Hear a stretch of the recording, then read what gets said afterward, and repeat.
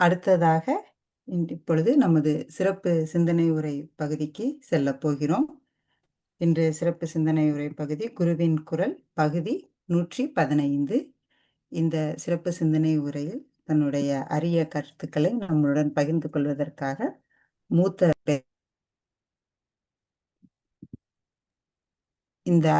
தன்னுடைய அரிய கருத்துக்களை பகிர்ந்து கொள்வதற்காக மூத்த பேராசிரியர் பழனிசாமி ஐயா நம்முடன் இணைந்துள்ளார்கள். ஐயா, வாழ்க வளமுடன். வாழ்க வளமுடன்மா. வாழ்க வளமுடன். மற்ற அனைத்து அன்பர்களுக்கும் ஒரு சின்ன வேண்டுகோள், உங்களோட ஃபோன் மைக்ரோஃபோன் மியூட்ல இருக்கான்னு மட்டும் ஒன்று செக் பண்ணிக்கோங்க.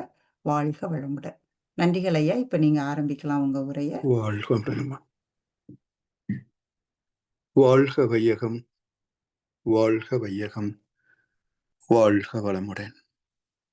குரு வாழ்க, குருவே துணை.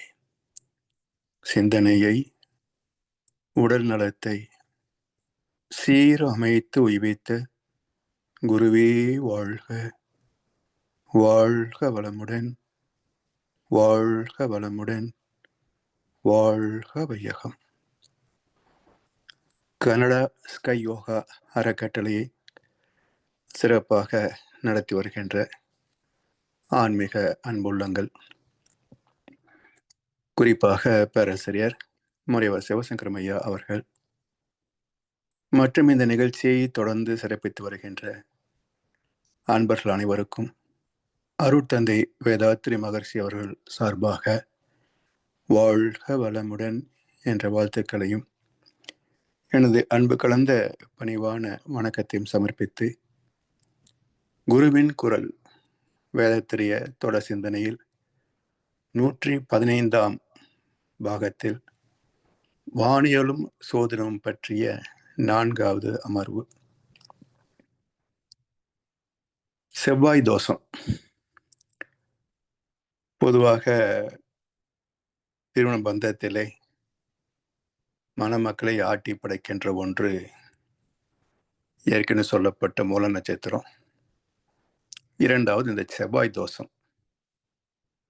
செவ்வாய் தோஷம் உள்ள வரனுக்கு செவ்வாய் தோஷம் உள்ள பெண் தான் தேர்ந்தெடுக்க வேண்டும் என்றெல்லாம் கருத்துக்கள் உண்டு. காரணம் என்ன என்றால்,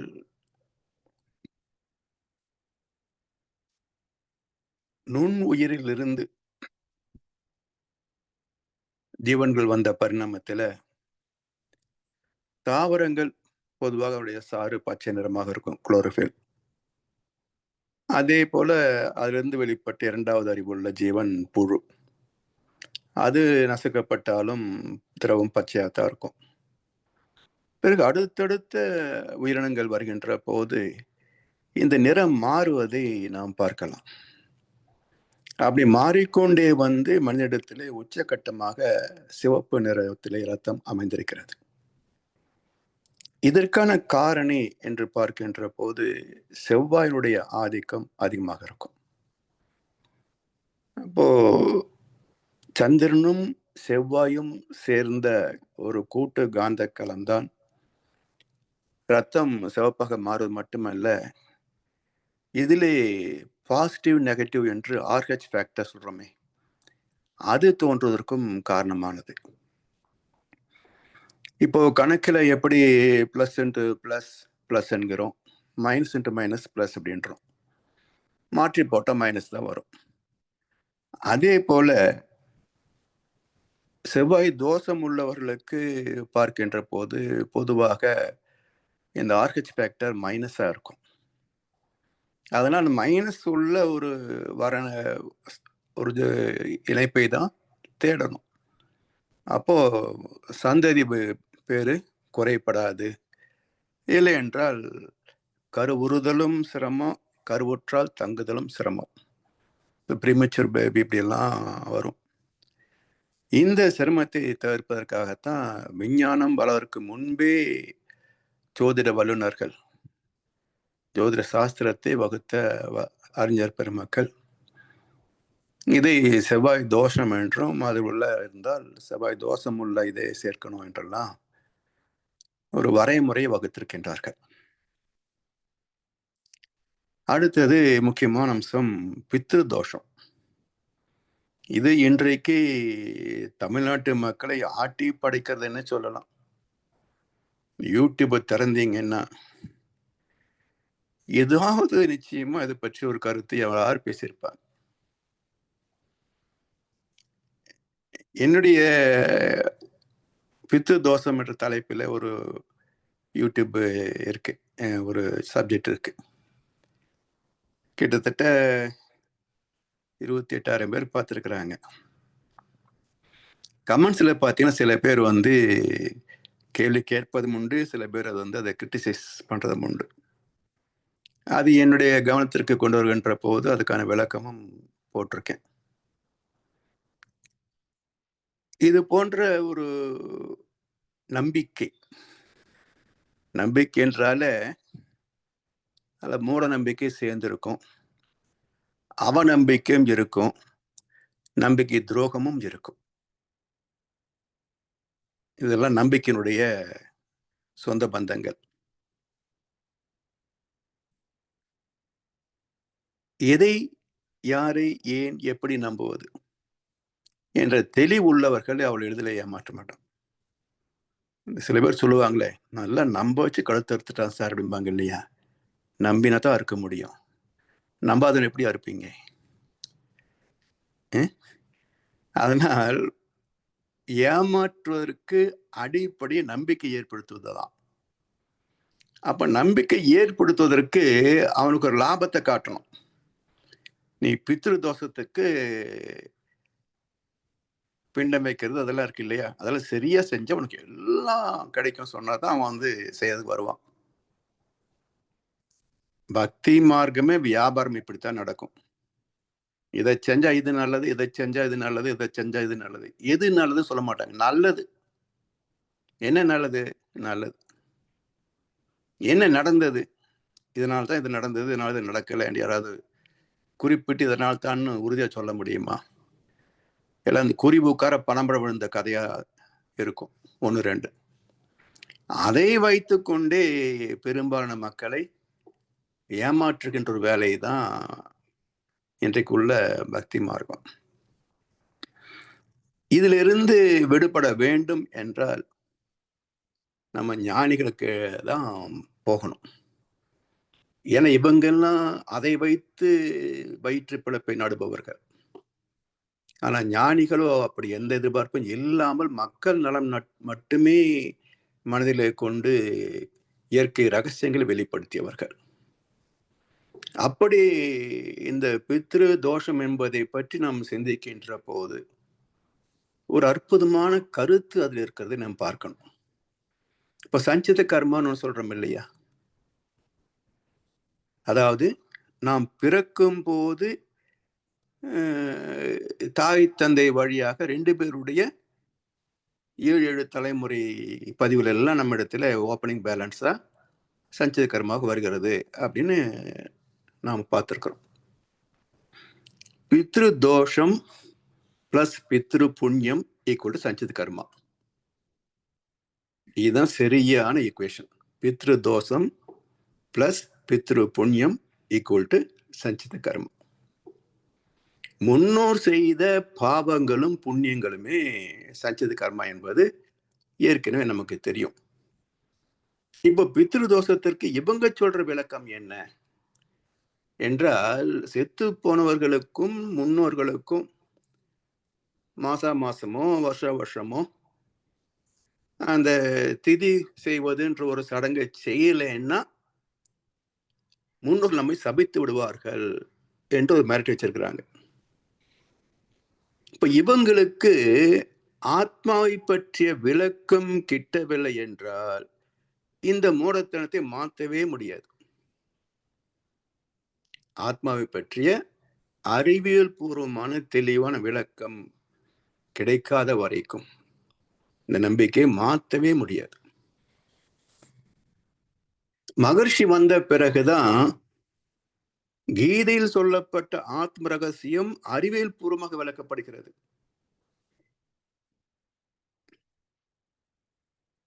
இந்த பித்ரு தோஷத்துக்கு வக்காலத்து வாங்குற யாரா இருந்தாலும் சரி, அது செய்யணும், இல்லைன்னா பாவம் சொல்லக்கூடிய யாராக இருந்தாலும் சரி. அவர்களுக்கு நான் வைக்கின்ற முதல் உதாரணம் என்னன்னா, இவர்களுக்கெல்லாம் கீதை தானே ஒரு ஞான பெட்டகம். அந்த கீதை என்ன சொல்லுகிறது? ஆத்மாவை பற்றி கீதை என்ன சொல்லுது? இதை யாரும் மறுக்க முடியாது இல்லையா? கீதை பொய் சொல்றது. இப்ப கீதை என்ன சொல்லுகிறது? ஆத்மாவுக்கு எந்த சொந்த பந்தமும் கிடையாது. நீ ஏன் யுத்தம் செய்ய மாட்டேன்னு சொல்ற அர்ஜுனா? நீ பந்தப்பட்டிருக்கிறாய். ஆனா ஆத்மாவுக்கு எந்த பந்தமும் கிடையாது. அது அழிவதும் கிடையாது. அக்ஷர பிரம்ம யோகம். அது மட்டுமல்ல, நம்முடைய அனுபவங்கள் தானே ஆத்மா. இந்த அனுபவங்கள் காந்த களத்திலே தான் பதிவாகிறது.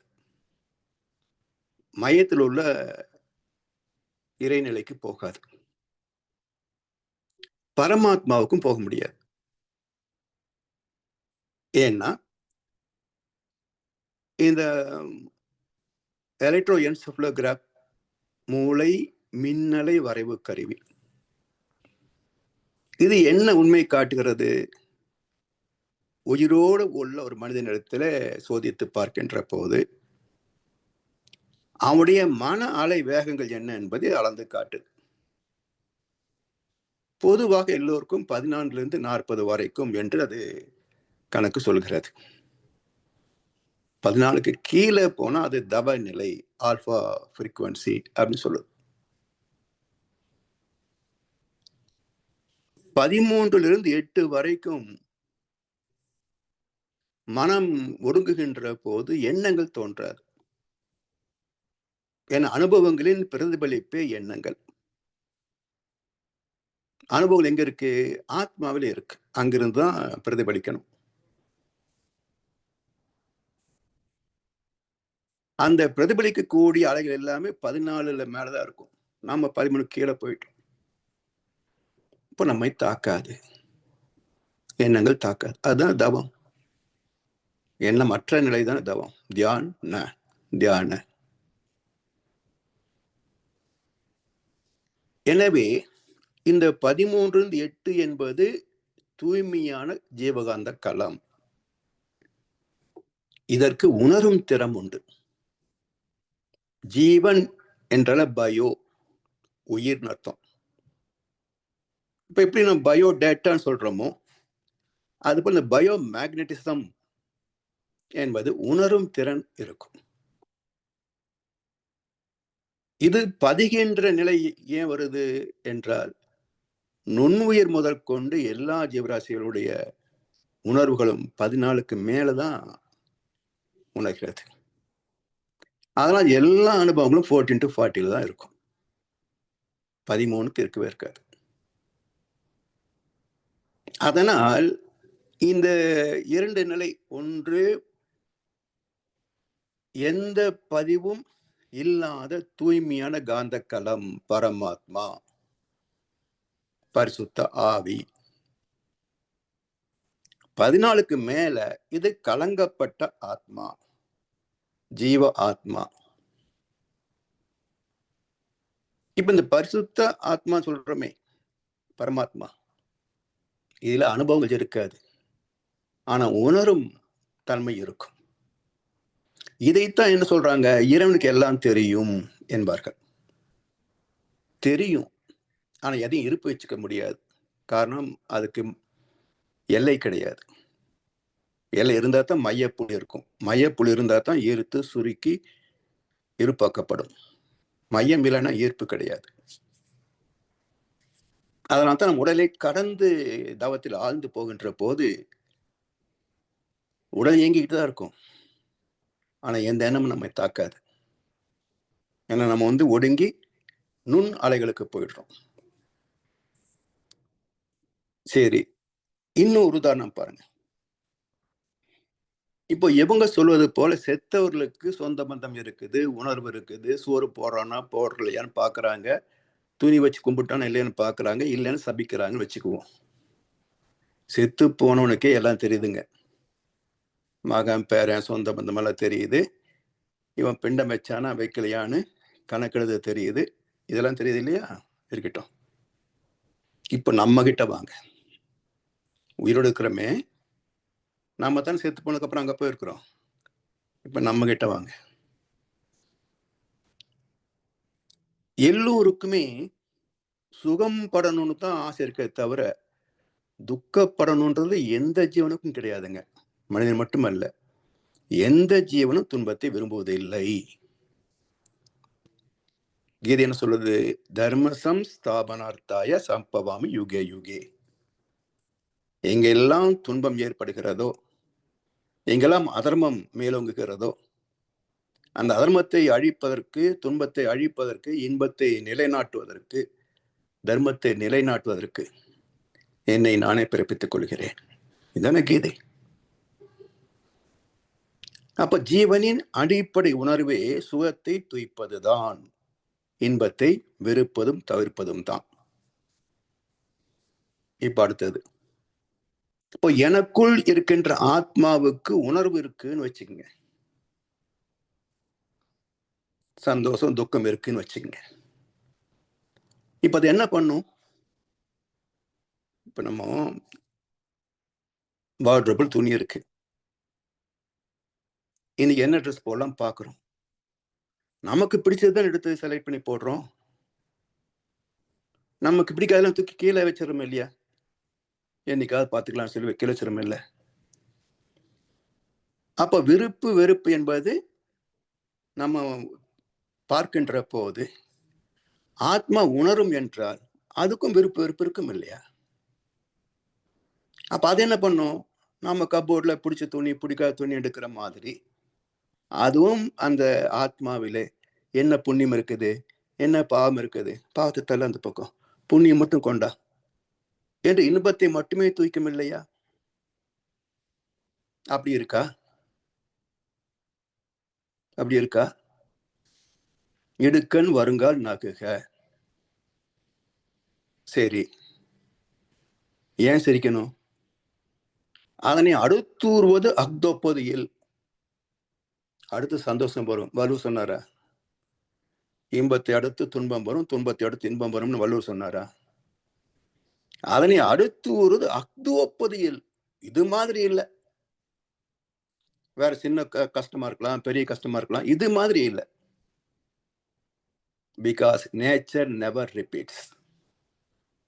இயற்கை மீண்டும் செஞ்சதை செஞ்சிட்டு இருக்காது. ஒண்ணு வந்து அதோட போச்சு, வேற ஒண்ணுதான் வரும். ஆத்துல தண்ணி போற மாதிரி தான் புதிய நீர் வந்து கொண்டே இருக்கும், எதுவுமே தேங்காது. அதே போல இறைவன் படைப்பில், இறைவன் இயக்கத்தில் ரெப்பெக்ஷனே கிடையாது. அப்ப இதை போன்றது அல்லன்னு சொன்னாரே தவிர, நீ துன்பம் வரும்போது சரியன்னு அடுத்தது சந்தோஷம் வரும்னு சொல்லல வள்ளுவர். அது போல இது தேர்வு செய்து இன்பத்தை மட்டுமே எடுக்கலாம் இல்லையா? சரி, இப்ப இதுக்கு சயின்டிபிக்கலா பார்ப்போம். ஒரு பென் டிரைவ் அல்லது ஒரு மெமரி கார்டு, இதுல ஒரு திரைப்படத்தை பதிவு செஞ்சிருக்கிறோம். இந்த பென் டிரைவ் ஆடுமா பாடுமா? இல்ல காதுல வச்சு பார்த்தா ஏதாவது கேட்குமா? ஒண்ணும் இருக்காது. ஆனா இந்த பென் டிரைவ் ஒரு கம்ப்யூட்டர்லயோ டிவில ஃபிட் பண்ணினா அந்த படம் வெளியே வருதா இல்லையா? அந்த திரையில ஆடல் பாடல் எல்லாம் இருக்கா இல்லையா? அப்ப இத்தனையும் சுருங்கி இருந்த போது ஒண்ணும் இல்லை. அதுக்குரிய தகுந்த கருவி வந்து மலர்ச்சி பெறுகின்ற போதுதான் காட்சிகள். அதே போல ஆத்மாவில் சுருங்கி இருக்கின்ற ஒண்ணுமே கிடையாது. அது மலர்ச்சி பெற்றது மூளையிலே சிந்தனைகள், எண்ணங்கள். அப்ப நமக்குள் இருக்கின்ற ஆத்மாவே நான் அடைகின்ற மகிழ்ச்சியிலேயோ படுகின்ற துக்கத்திலேயோ பங்கு கொள்வது இல்லை. அது ரெண்டையுமே சாட்சியா பார்த்துட்டு இருக்குது. ரெண்டையுமே சாட்சியாக தான் பார்க்குது. அதுக்கு இந்த உடல் படுகின்ற மகிழ்ச்சியில பங்கும் இல்லை, உடல் துடிக்கின்ற துக்கத்துல வருத்தமும் இல்லை. இப்போ எனக்குள் இருக்கின்ற ஆத்மாவே நான் படுகின்ற துன்பத்தை பற்றி கவலைப்படவில்லையே, செத்து போன ஒருத்தனுக்கும் எனக்கும் என்ன சம்பந்தம் இருக்க முடியும்? சொல்லுங்க. அதை நம்புவதற்கு முன்னாடி நம்ம நம்பணும் இல்ல, from known to the unknown. அது இது ஏகப்பட்ட கதை. நீங்க சிங்கப்பூர்ல பாத்தீங்கன்னா ஒரு மலை மேல ஒரு சைனாக்காரங்க ஒரு இது வச்சிருக்கிறாங்க. இல்ல இந்த சைனா கிளையை வச்சு சொர்க்கம் நரகத்தை செட் பண்ணிக்கிறாங்க. அதுல போனீங்கன்னா முதல் இதுல வந்து யமதர்மன் சித்திரகுப்தன் கணக்கு வாசிக்கிற மாதிரி ஒரு சிலை. அடுத்து என்னென்ன பாவத்துக்கு என்னென்ன தண்டனைகள், புண்ணியத்துக்கு பலன்லாம் காட்டல, பாவத்துக்கு மட்டும்தான் காட்டியிருக்கிறாங்க. எல்லாம் சிற்பங்களாக மோல்டு பண்ணி ரொம்ப அருமையா இருக்குது, பார்க்கலாம், ரசிக்கலாம். ஆனா இதுலயும் ஒரு கேள்வி என்னன்னா, செத்து போனா எங்க இருப்பான்? யாருமே இங்க காட்டல. தாத்தா எங்க போயிட்டாருன்னா சாமி கிட்ட போயிட்டாரு, மேலதான் கை காட்டுறான், யாரும் வீட்டுக்குள்ள கை காட்டல. அப்ப செத்தா எங்க போறாங்க? மேல. இப்ப மேல போன ஒருத்தர் திரும்பி வந்தாத்தானே சொல்ல முடியும், நான் அங்க போயிருந்தேன், அவ்வுலகம் சென்று வந்தேன், அமுதம் குடித்து வந்தேன், இந்திரனை கண்டு வந்தேன், இது பற்றி கேட்டு வந்தேன், அப்படிலாம் போனதான் சொல்ல முடியும்.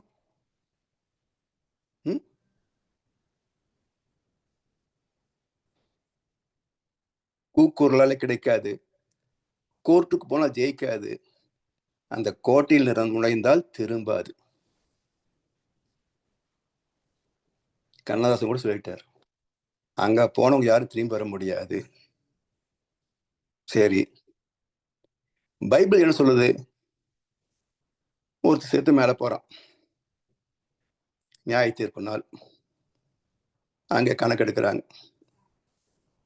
ஒண்ணு தேவன் சொல்றாரு, இவனை தூக்கி நரகத்தில் போடு. கேட்ட, எதுக்கு என்ன நரகத்தில் போடுறீங்க, நீ இதெல்லாம் செஞ்சிருக்கிற. இதுதான் எங்க ஸ்டைல் ஆஃப் லிவிங்க, இப்படித்தான் எங்க நாட்டுல எல்லாம் இப்படித்தான் வாழ்ந்துட்டு இருக்கிறோம். அப்ப எல்லாரும் இங்கதான் வருவாங்க. ஐயோ, ஒண்ணு பண்ணுங்க, எனக்கு கொஞ்சம் பர்மிஷன் கொடுத்தீங்கன்னா நான் கீழே போய் சொல்லிட்டு வந்துடுறேன், இது மாதிரி செய்யாதீங்கடா, நரகத்தில் போட்டுருவாங்க, அப்படி போய் சொல்லிட்டு வந்துடுறேன். தேவன் சொல்றாரு, நீ எல்லாம் போக முடியாது. பின்னிப்பே உங்களுக்கு தெரியும், அதற்காகத்தான் நான் தீர்க்க தரிசிகளை அனுப்புகிறேன். அவர்கள் சொல்லியே கேட்காதவர்கள் நீ போய் சொன்னாலும் கேட்க மாட்டாங்க.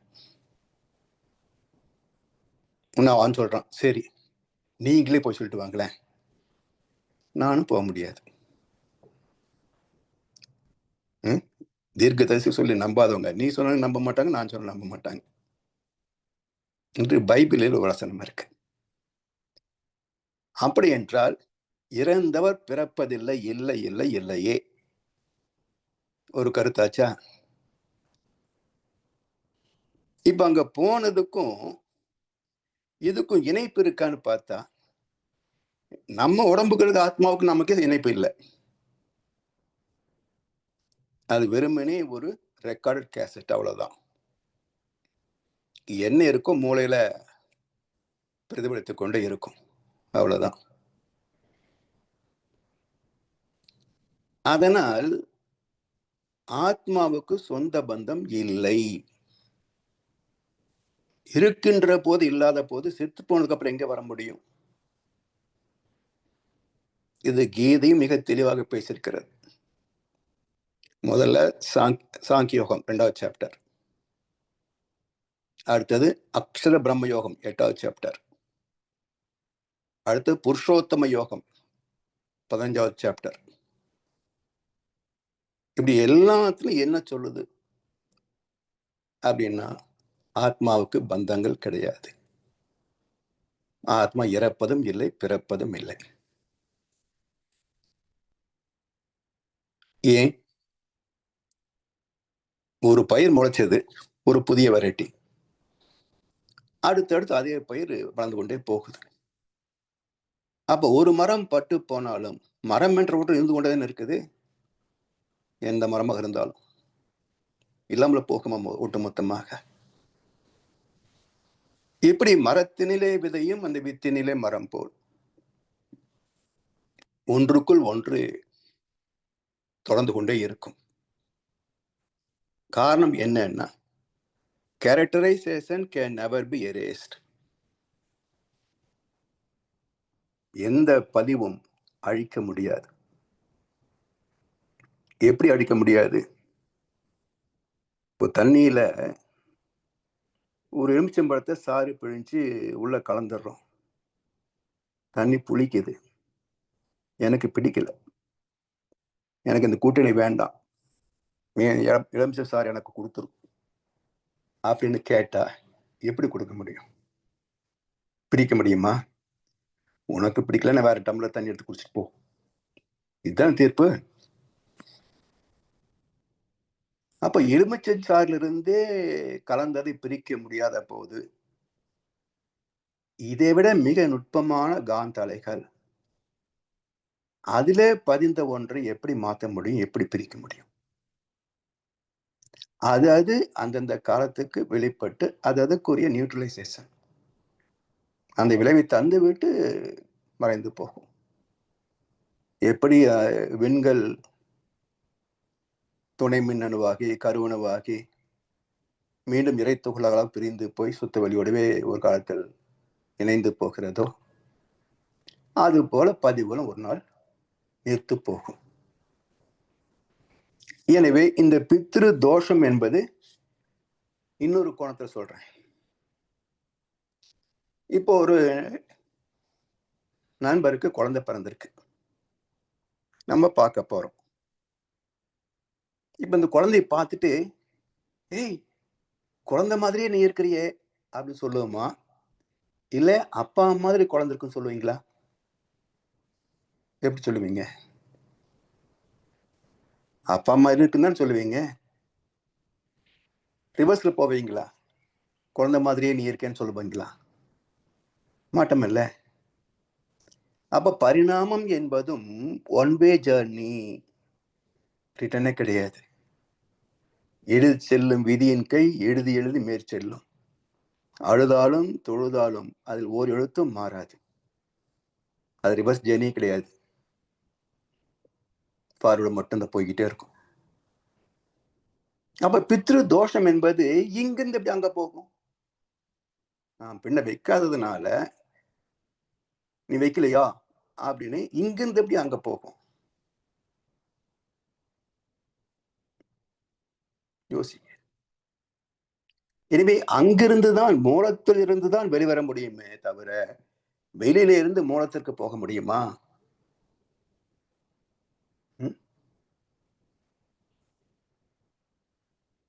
சாத்தியம் இல்லை. அதனால் பித்ரு தோஷம் என்பது என்ன என்றால், என் முன்னோர் செய்த பாவம் என் தலைமையில் விழுந்தது, அதுதான் பித்ரு தோஷம். என்னது? இவங்க செஞ்ச அயோக்கியத்தனமெல்லாம் இருக்குல்ல, இதுல இப்ப என் தலையில் விழுந்தது இல்ல, அதுதான் பித்ரு தோஷம். அதே போல அவங்க செய்த புண்ணியம் வந்தது இல்ல, அது பித்ரு புண்ணியம். அப்ப தோஷம் சந்தோஷம் ரெண்டும் சேர்ந்ததுதான் உலகம், இயற்கை, வாழ்க்கை. இதுல இந்த ரெண்டுக்கும் என்ன வித்தியாசம் தெரியுங்களா? பகவத்கீதை என்ன சொல்லுது?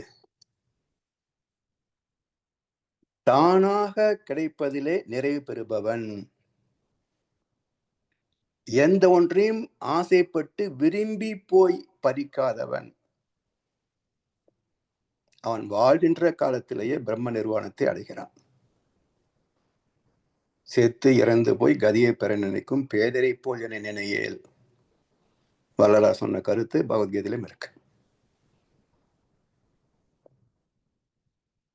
எனவே இது முற்றிலும் ஒரு பித்தலாட்டம், மக்களை பயமுறுத்தி ஏமாத்துறது. அது மட்டும் இல்லை, கோயம்புத்தூர்ல பக்கத்துல பேரூர் இருக்கு, அங்கதான் அமாவாசைக்கு தர்ப்பணம் பண்ணுவாங்க. அங்க பாத்தீங்கன்னா முதல்ல எல்லாம் 1:1. நான் சின்ன பையனா இருந்த போதில் அங்க அப்பா கூட போவேன். அப்போ அப்பா உட்கார்ந்து அவர் ஒருத்தருக்கு ஒருத்தர் தான் தர்ப்பணம் பண்ணி வைப்பாரு. ஏதோ ₹1 ₹1.25 தட்சணை வாங்கிப்பாங்க, அவ்வளவுதான் அன்னைக்கு இருந்த வியாபாரம். 90s நினைக்கிறேன். ஒரு தடவை நான் போயிருந்தேன். பார்த்தா ஒரு 20-30 பேரை வச்சு மொத்தமா யுகே யுகே அவங்கவுங்க தோப்புல நினைச்சுங்கோ, அவங்கவுங்க கோத்திரத்தை நினைச்சுக்குங்கோ, அவங்கவுங்க நட்சத்திரத்தை நினைச்சுக்குங்கோ, இவ்வளவுதான் யுகே யுகே தான். நீ 500, நீ 500, நீ 500, இல்லை 200, 200. ஒரு பேட்சுக்கு 5000, 10,000, 20,000 ரூபாய் சம்பாதிச்சிடறான். நீங்க எந்த கம்பெனியில இவ்வளவு சம்பளம் கிடைக்காதுங்க. எவ்வளவு பெரிய மேனேஜிங் டைரக்டரா இருந்தாலும் 1 மணி நேரத்துக்கு 20,000, 30,000 சம்பாதிக்கிற வாய்ப்பு வேற எங்கேயுமே கிடைக்காது. மதியத்துக்குள்ள ஒருத்தர் 1 லட்சம், 1.5 லட்சம் ரூபாய் சம்பாதிச்சிடறான். இதை விட்டு கொடுப்பாங்களா? அப்ப இதுக்கு என்ன புரோக்கர்கள் வச்சியாவது யூடியூப்ல பயமுறுத்து மக்களை என்றுதான் செய்வான். இப்ப இதிலிருந்து தெளிவாக துணிந்து வெளியே வர வேண்டும் என்றால் ஆத்மாவை பற்றி தெளிவான விளக்கம் வேணும்.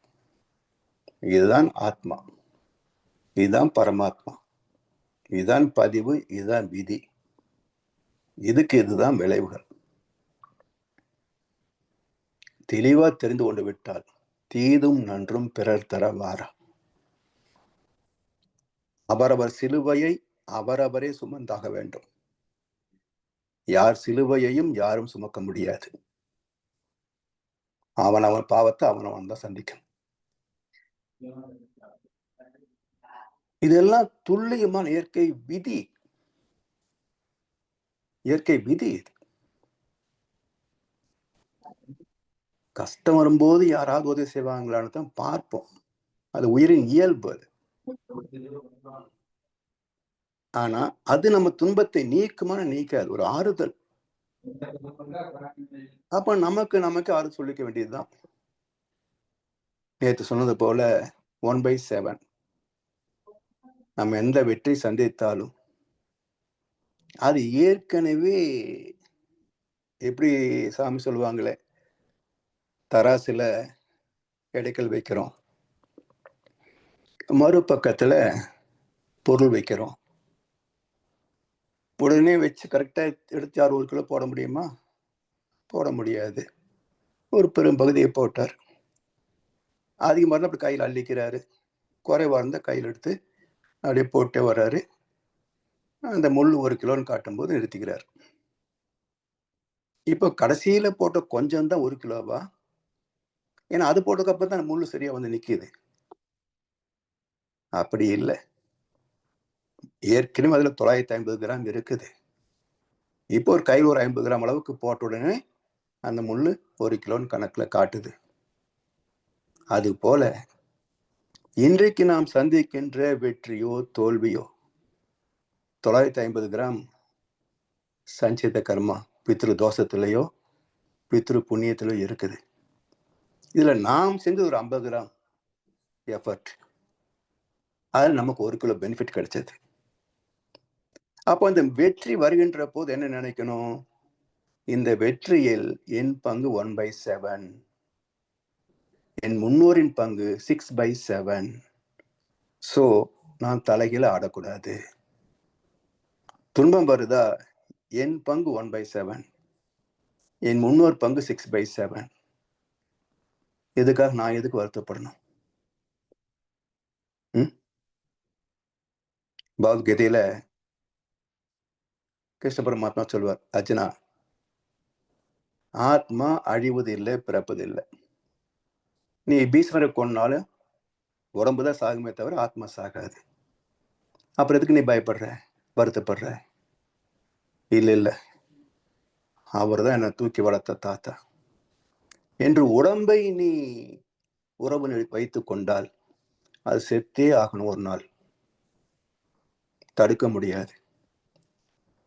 அப்போ உன்னால் தடுக்க முடியாத மரணத்தை பற்றி நீ கவலைப்பட்டு என்ன பயன்? 2 வகையிலையும் கவலைப்படுவது அவசியமே கிடையாது. ஒண்ணு ஆத்மா இறப்பது இல்லை என்று எடுத்துக்கொண்டாலும் சரி, அழிகின்ற உடலை, செத்து போகின்ற உடலை காப்பாற்ற முடியாது என்று புரிந்து வந்தாலும் சரி, 2 வகையில நீ வருந்துவதற்கு ஒண்ணுமே கிடையாது. சரியா? எனவே இதை புரிந்து கொண்டோம் என்றால் எல்லாம் ஒரு ஃப்ளோ, ஒரு ஜீவகாந்த பயணம். ஒவ்வொரு தலைமுறையாக உடல் மாறிக்கொண்டே வருகிறது. குழந்தையா பிறக்கிறோம், இளமை பருவம் அடைகிறோம், இன்னொரு துணையோடு சேர்கிறோம், அடுத்த சந்தை உருவாக்குகிறோம், அது வளர்க்கிறது, இன்னொரு துணையோடு சேர்கிறது, அது சந்ததியை பெறுகிறது. இந்த பயணம் போய்கொண்டே இருக்கிறது, நிற்பதே இல்லை. இப்போ எது இதுல அழிந்தது? எது அழிந்தது? ஒன்னும் அழியல, உடம்புதான் மாறிக்கிட்டே இருக்கு. அனுபவங்கள் கூடிக்கொண்டே போகுது, சிலதும் தேய்ந்து கொண்டும் போகிறது. வளர்ச்சியதை மாற்றம். உடம்பு எப்படி சில செல்கள் உதிர்ந்து போகுது, சில செல்கள் புதுசா வருது. அது போல ஆத்மா சில பதிவுகள் நீர்த்து போகுது, சில பதிவுகள் உள்ள சேருது. இப்படி அதுவும் ஒரு வரவு செலவு கணக்கோட போய்கிட்டே இருக்குது. அவ்வளவுதான். இதுல என்ன கணக்கு? எனவே இதை புரிந்து கொண்டோம் என்றால் நம்முடைய முன்னோர்கள் எப்படியோ வாழ்ந்தாங்க, என்னோ பண்ணாங்க, அறிந்து அறியாமல், தெரிந்து தெரியாமல் என்னோ செஞ்சாங்க, எல்லாம் ரெக்கார்ட் இருக்கு. இப்போ நாம வந்துட்டோம், தெரிந்து கொள்கிறோம். அடுத்து என்ன? நம் கடமை அறவாழ்வின் நாட்டத்தை சிறக்கட்டும். அறவாழ்க்கை என்பது என்ன?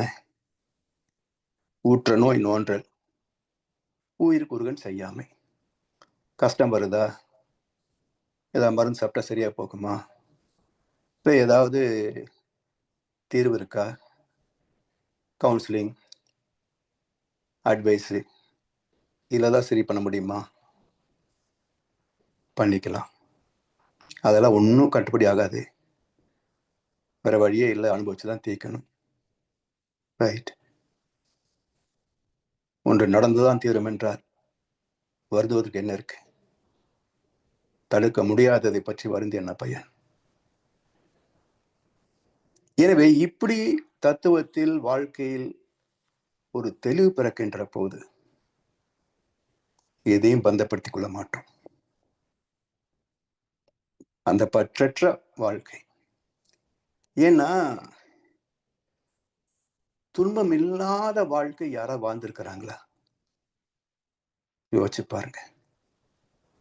இதுல இன்னொரு கருத்து இருக்கு, இது இதுக்கும் பொருந்தும். இந்த நம்பிக்கை செய்கிறோம் சொல்றாங்களே, சாமி கும்பிடுறது, சடங்கு பண்றது, அவனுக்கு நம்பிக்கை இருக்கு, நீ ஏன்பா அதை போய் தொந்தரவு பண்ற என்று சொல்றாங்க இல்லையா? கீதையில கூட ஒரு ஸ்லோகம் உண்டு, பண்டிதர்கள்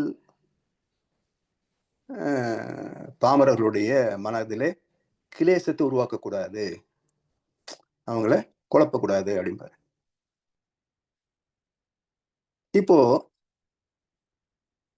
அவனுக்கு நம்பிக்கை இருக்கு, பித்ரு தோஷம் பண்ணினா தான் நல்ல நடிகளான்னு கஷ்டம் வந்துடும் பயப்படுறான். கரோட்டை கும்பிட்டா நல்லது நடக்கும், இல்லைன்னா வாழ்க்கை செழிப்பா இருக்காதுன்னு நம்புறான். அதுக்காக அவன் கோயிலுக்கு போறான், பூஜை பண்றான், கும்பாபிஷேகம் பண்றான், உண்டியில காசு போடுறான், என்னென்னோ பண்றான். உனக்கு என்ன போச்சு? இது ஒரு கேள்வி. இப்ப இதே கேள்வியை இப்ப யார் சொல்றாங்க? அவனுடைய நம்பிக்கை நீங்க ஏன் கெடுக்குறீங்கன்னு கேட்கறாங்க இல்லையா? இப்ப அவங்க கிட்ட இதுல நீங்க ஸ்திரமா இருங்க. அவருடைய நம்பிக்கை நீ ஏன் கெடுக்கிற அப்படின்றது நீங்க ஸ்டெடியா இருக்கணும் இல்லையா? சரி, இப்போ நான் ஒரு கேள்வி கேட்குறேன். இப்போ உங்க வீட்டில் குழந்தைகள் இருந்திருப்பாங்க, அல்லது இப்போ பேர குழந்தைகள் இருப்பாங்க. இப்போ அந்த குழந்தைக்கு இதே போல் நான் வாழ்ந்து விடுவேன் என்ற நம்பிக்கை இருக்கு. அந்த குழந்தைக்கு கடைசி வரைக்கும் வாழ்க்கை இப்படியே இருக்கும் என்ற நம்பிக்கை இருக்கு. விட்டுற வேண்டியது தானே? நீங்க அதை பிடிச்சி கொண்டு போய் ஸ்கூல்ல போட்டு படி படி நொங்குறீங்க. அதை பண்ணு இதை பண்ணாதன்னு வேறு அட்வைஸ் பண்ணிட்டே இருக்கிறீங்க. அவனுக்கு நம்பிக்கை இருக்குல்ல, விட்டு வேண்டியது தானே? இப்போ என்ன சொல்லுவீங்க? இது என்ன பைத்திய மாதிரி பேசுறீங்க? அது குழந்தைங்க, அதுக்கு ஒன்றும் தெரியாது, சமுதாயத்தை பற்றி ஒன்றும் தெரியாது. எனக்கு 60-70 வயசு ஆச்சுங்க, எனக்கெல்லாம் தெரியும். படிக்கலன்னு எப்படி வாழ்க்கையை நடத்த முடியும்? ஏமாத்துவானுங்கல்ல, வேலை கிடைக்காதுல்ல, அதானே வாழ்க்கை. சரி, இப்போ எல்லாம் நீங்க தெரிஞ்சிருக்கிறீங்க, குழந்தைக்கு அட்வைஸ் பண்றீங்க. இப்போ கடவுள் கொடுப்பார் இல்லை தண்டிப்பார், உங்களுக்கு தெரியுமா? இது உங்களுக்கு தெரியுமா? எப்படி நீங்க அதை நம்புறீங்க? இப்போ நீங்க வாழ்ந்து பார்த்தீங்க, அவனுக்கு அட்வைஸ் பண்றீங்க, ஒத்துக்கிறேன். இதே போல யார் வாழ்ந்து பார்த்து அட்வைஸ் பண்ணாங்களோ அவங்கள தான் நீங்க ஃபாலோ பண்ணணும். கேள்வி சரிதானே? அப்போ குழந்தைக்கு ஒரு நியாயம், உங்களுக்கு ஒரு நியாயமா? அவன் நம்பிக்கை கெடுக்காதுன்னு சொன்னா குழந்தைக்கு கெடுக்காதீங்க, அதை விட்டுருங்க, ஆடிக்கிட்டே இருக்கட்டும். என்ன பண்ண தோணுதோ பண்ணிட்டு போகட்டும், விட்டுருங்க. அதை முறைப்படுத்தினால்தான் வாழ்க்கை சிறக்கும் என்ற கருத்து உங்களது ஏற்புடையது என்று சொன்னால், அதே போல தெய்வத்தை அறிந்து தெய்வ நீதி புரிந்து நமக்கென்று இதிகாசங்களை வேதங்களை வகுத்து தந்தார்களே, அவங்களை எல்லாம் நம்பணும். நீங்க எதுக்கு பூசாரியும் மதவாதியும் நம்புறீங்க? இல்ல நீங்களே அறிந்திருக்கணும் இல்லையா? இப்படி விதண்டாவாதங்கள், தெரியாத ஒன்றை தெரிந்தது போல் பேசுகின்ற விதண்டாவாதங்கள்,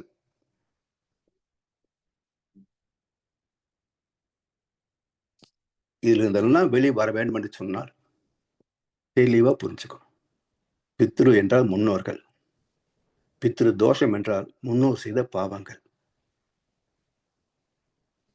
அப்ப முன்னோர் செய்த பாவங்கள் இப்ப நம்மளுடைய வாழ்க்கை, அந்த லைஃப் ஸ்பேன், அந்த ஆயுள் காலத்துல வெளியே வர வேண்டும் என்று சொன்னால் வெளி வந்துதான் தீரும். யார் தடுக்க முடியும்? யார் மாற்ற முடியும்? ஒருத்தரும் தடுக்கவோ மாற்றவோ முடியாது. தீர்ப்புகள் திருத்தப்படுவது இல்லை இறைவனின் நீதிமன்றத்தில்.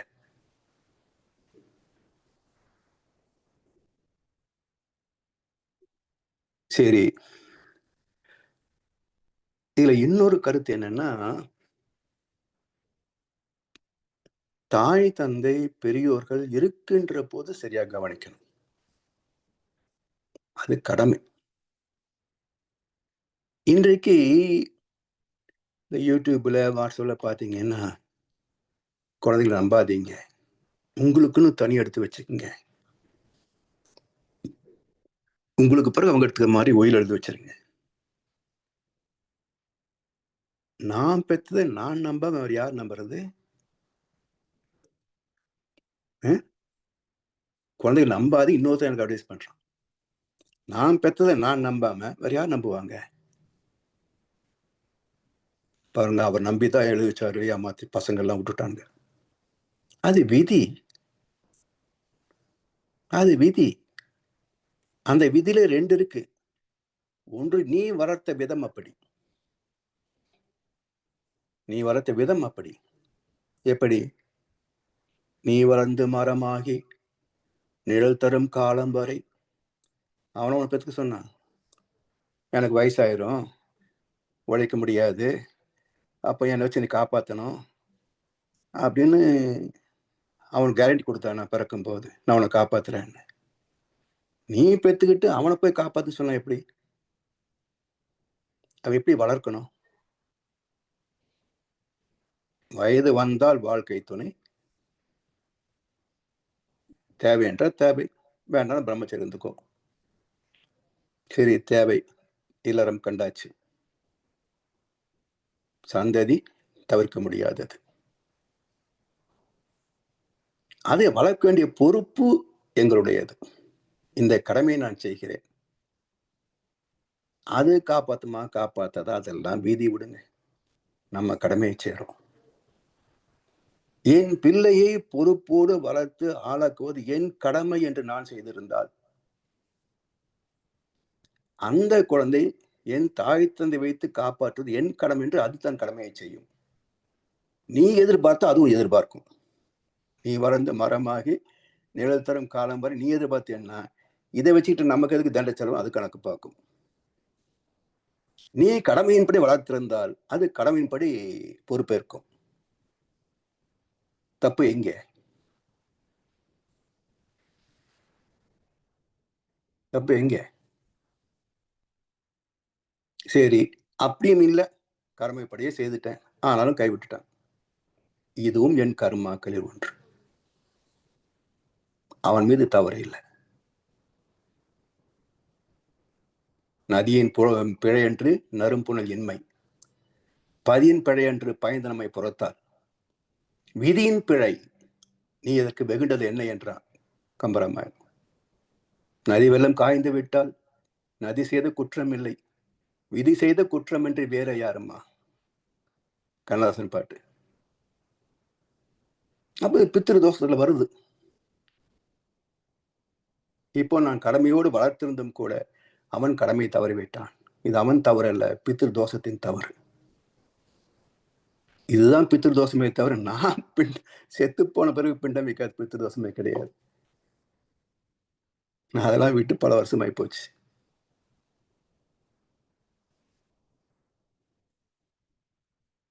எனவே ஆத்மாவை பற்றி தெளிவு பெற்றுவிட்டால், ஏன்னா பக்தி மருந்து நிறைய வியாபாரத்தனம் இருக்கு. ஒரு காலத்துல இப்படி இருந்தது இல்லை. நானும் கிட்டத்தட்ட ஒரு விவரம் தெரிஞ்ச காலத்துல இருந்து ஒரு 50-55 வருஷமா சொல்லலாம் இல்லையா? அன்றைக்கு இருந்த நேர்மை, நாணயம், தியாகம் இன்னைக்கு இல்லை. எல்லாம் வியாபாரத்தனம், எங்கும் இதிலும் வியாபாரத்தனம். அப்போ சம்பாதிச்சல கொண்டு போய் இவனுக்கு நீங்க தீட்சை கொடுத்துட்டே இருந்தீங்கன்னாக்கா எப்படி கடன் இல்லாம வாழ முடியும் சொல்லுங்க? ஏற்கனவே கஷ்டம், இதுல இந்த கஷ்டம் வேறையா? சரி, அடுத்தது குரு பயிற்சி, சனி பயிற்சி. அதாவது இந்த பயிற்சி வருது வச்சுங்க, உனக்கு கோயில் எல்லாம் போட்டுருவாங்க, இந்தந்த ராசிகளில் உள்ளவர்களுக்கு பயிற்சி நடக்கிறது. இது கண்டக சனி, அஷ்டம சனி, நல சனி. அதனால் அவர்கள் எல்லோரும் 2000 ரூபாய்க்கு செலுத்தி முன்பதிவு செய்து கொண்டு பூஜையில கலந்து கொண்டு சனி பகவான் ஆசையை பெறும்படி அன்போடு கேட்டுக்கொள்கிறோம். 2000 ரூபாய் கொடுத்து நாமளும் புக் பண்ணிக்கிட்டோம்.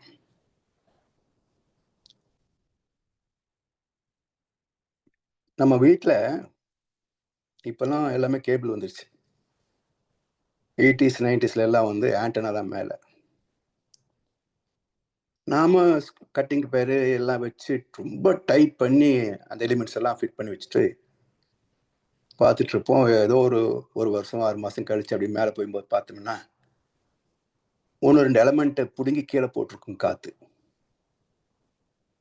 அது எப்படி அது? நம்ம கட்டிங் பிளேயர் வச்சு எப்படி அமுக்கி டைட் பண்ணினோம், எப்படி பிடிங்கி போட்டுச்சு? அப்போ கட்டிங் பிளேயர் பெருசு வலிமையா, என் வலிமையா, அல்லது காற்றின் வலிமையா? எது பெரியது? காற்றின் வலிமை தானே. அப்ப இந்த காத்தே நம்மால தடுக்க முடிவது இல்லை. காற்றுக்கு என்ன வேலி, கடலுக்கு என்ன மூடி? அப்படி இருக்கிற போது இதை விட பல மடங்கு சக்தி வாய்ந்தது ஒவ்வொரு கோளும். குருவாகட்டும், சனியாகட்டும், பல மடங்கு ஆற்றல் மிக்கவை. அந்த கோளுடைய ஆற்றலை ஒரு 2000 ரூபாய் வாங்கி பூ மாலை, பூவு, பழங்கள் அது இதெல்லாம் வாங்கி நெருப்புல போட்டு இதை மாற்றிக்கொள்ள முடியும் என்று நம்ப வைத்தால் அவனுடைய துரோகத்தை என்ன சொல்ல, அவனுடைய முட்டாள்தனத்தை என்ன சொல்ல?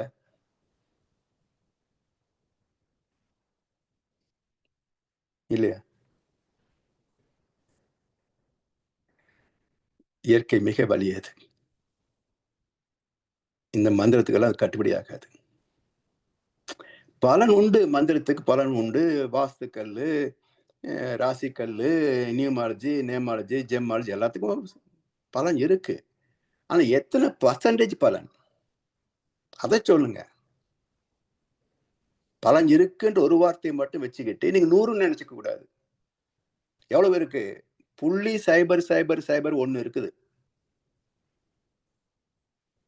ஆனா வாழ்க்கை என்பது செயலிலே விளைவாக தெய்வ ஒழுங்கு அமைப்பு. அப்போ தர்மத்தை பின்பற்றிவிட்டால், அறத்தை பின்பற்றிவிட்டால் 100க்கு 80 வாங்கினாலும் டிஸ்டிங்ஷன். 10 மார்க்கு சாய்ஸ்ல விட்டுருங்க. நீ எல்லாவற்றையும் சரியா பார்த்து, வாஸ்து அது இது எல்லாத்தையும் சரியா பார்த்துக்கிட்டு தர்மத்தை பின்பற்றவில்லை, அதர்மத்தை செய்தாய் என்றால் எதுவும் உன்னை காப்பாற்ற முடியாது. ஃபெயில் மார்க் 100க்கு 10. இதுதான் கணக்கு. எனவே பலன் உண்டு என்ற வார்த்தையை மட்டுமே அப்படியே 100 நினைச்சுக்க கூடாது. பலன் உண்டு. ஆனா எவ்வளவு? 0.0001. அப்போ 100 கணக்கா 1000 கணக்கு செலவு பண்ணி அந்த 0.0001க்கு அவஸ்தைப்படுறீங்களே, அந்த பணத்தை சம்பாதிச்ச பாவத்தை குறைச்சிங்கன்னா, அந்த பணத்தை சம்பாதிச்ச பாவத்தை குறைச்சிங்கன்னா உண்மையிலேயே புண்ணியம் இருக்கும்.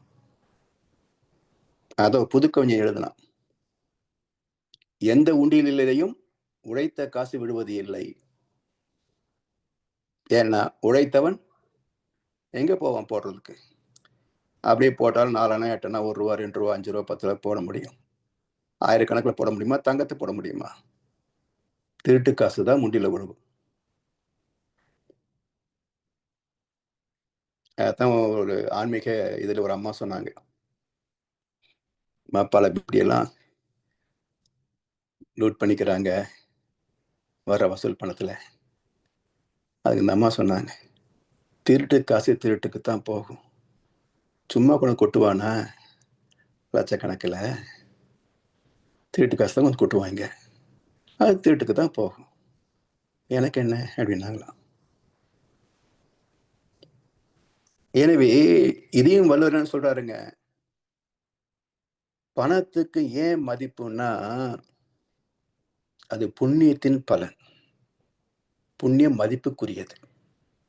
அதனால் பொருள் அல்லாதவரையும் பொருள் என செய்யும் பொருள் அல்லது இல்லை பொருள்.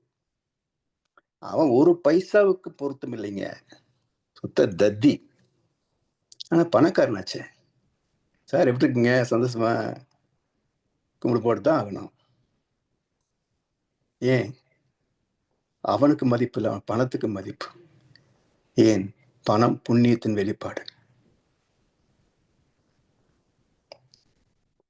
இது எல்லாம் கொடுப்பது கோள்கள் மட்டும் நினைக்கிறான் பாருங்க. இங்கதான் குரு மூளை சிந்தனை திறத்திற்கான ஒரு கோள். உச்சத்தில் இருந்தா சிந்தனைகள் எல்லாம் சிறப்பாக இருக்கும். நீச்சத்துக்கு போயிட்டா கொஞ்சம் கம்மியா டல்லா தான் இருக்கும்.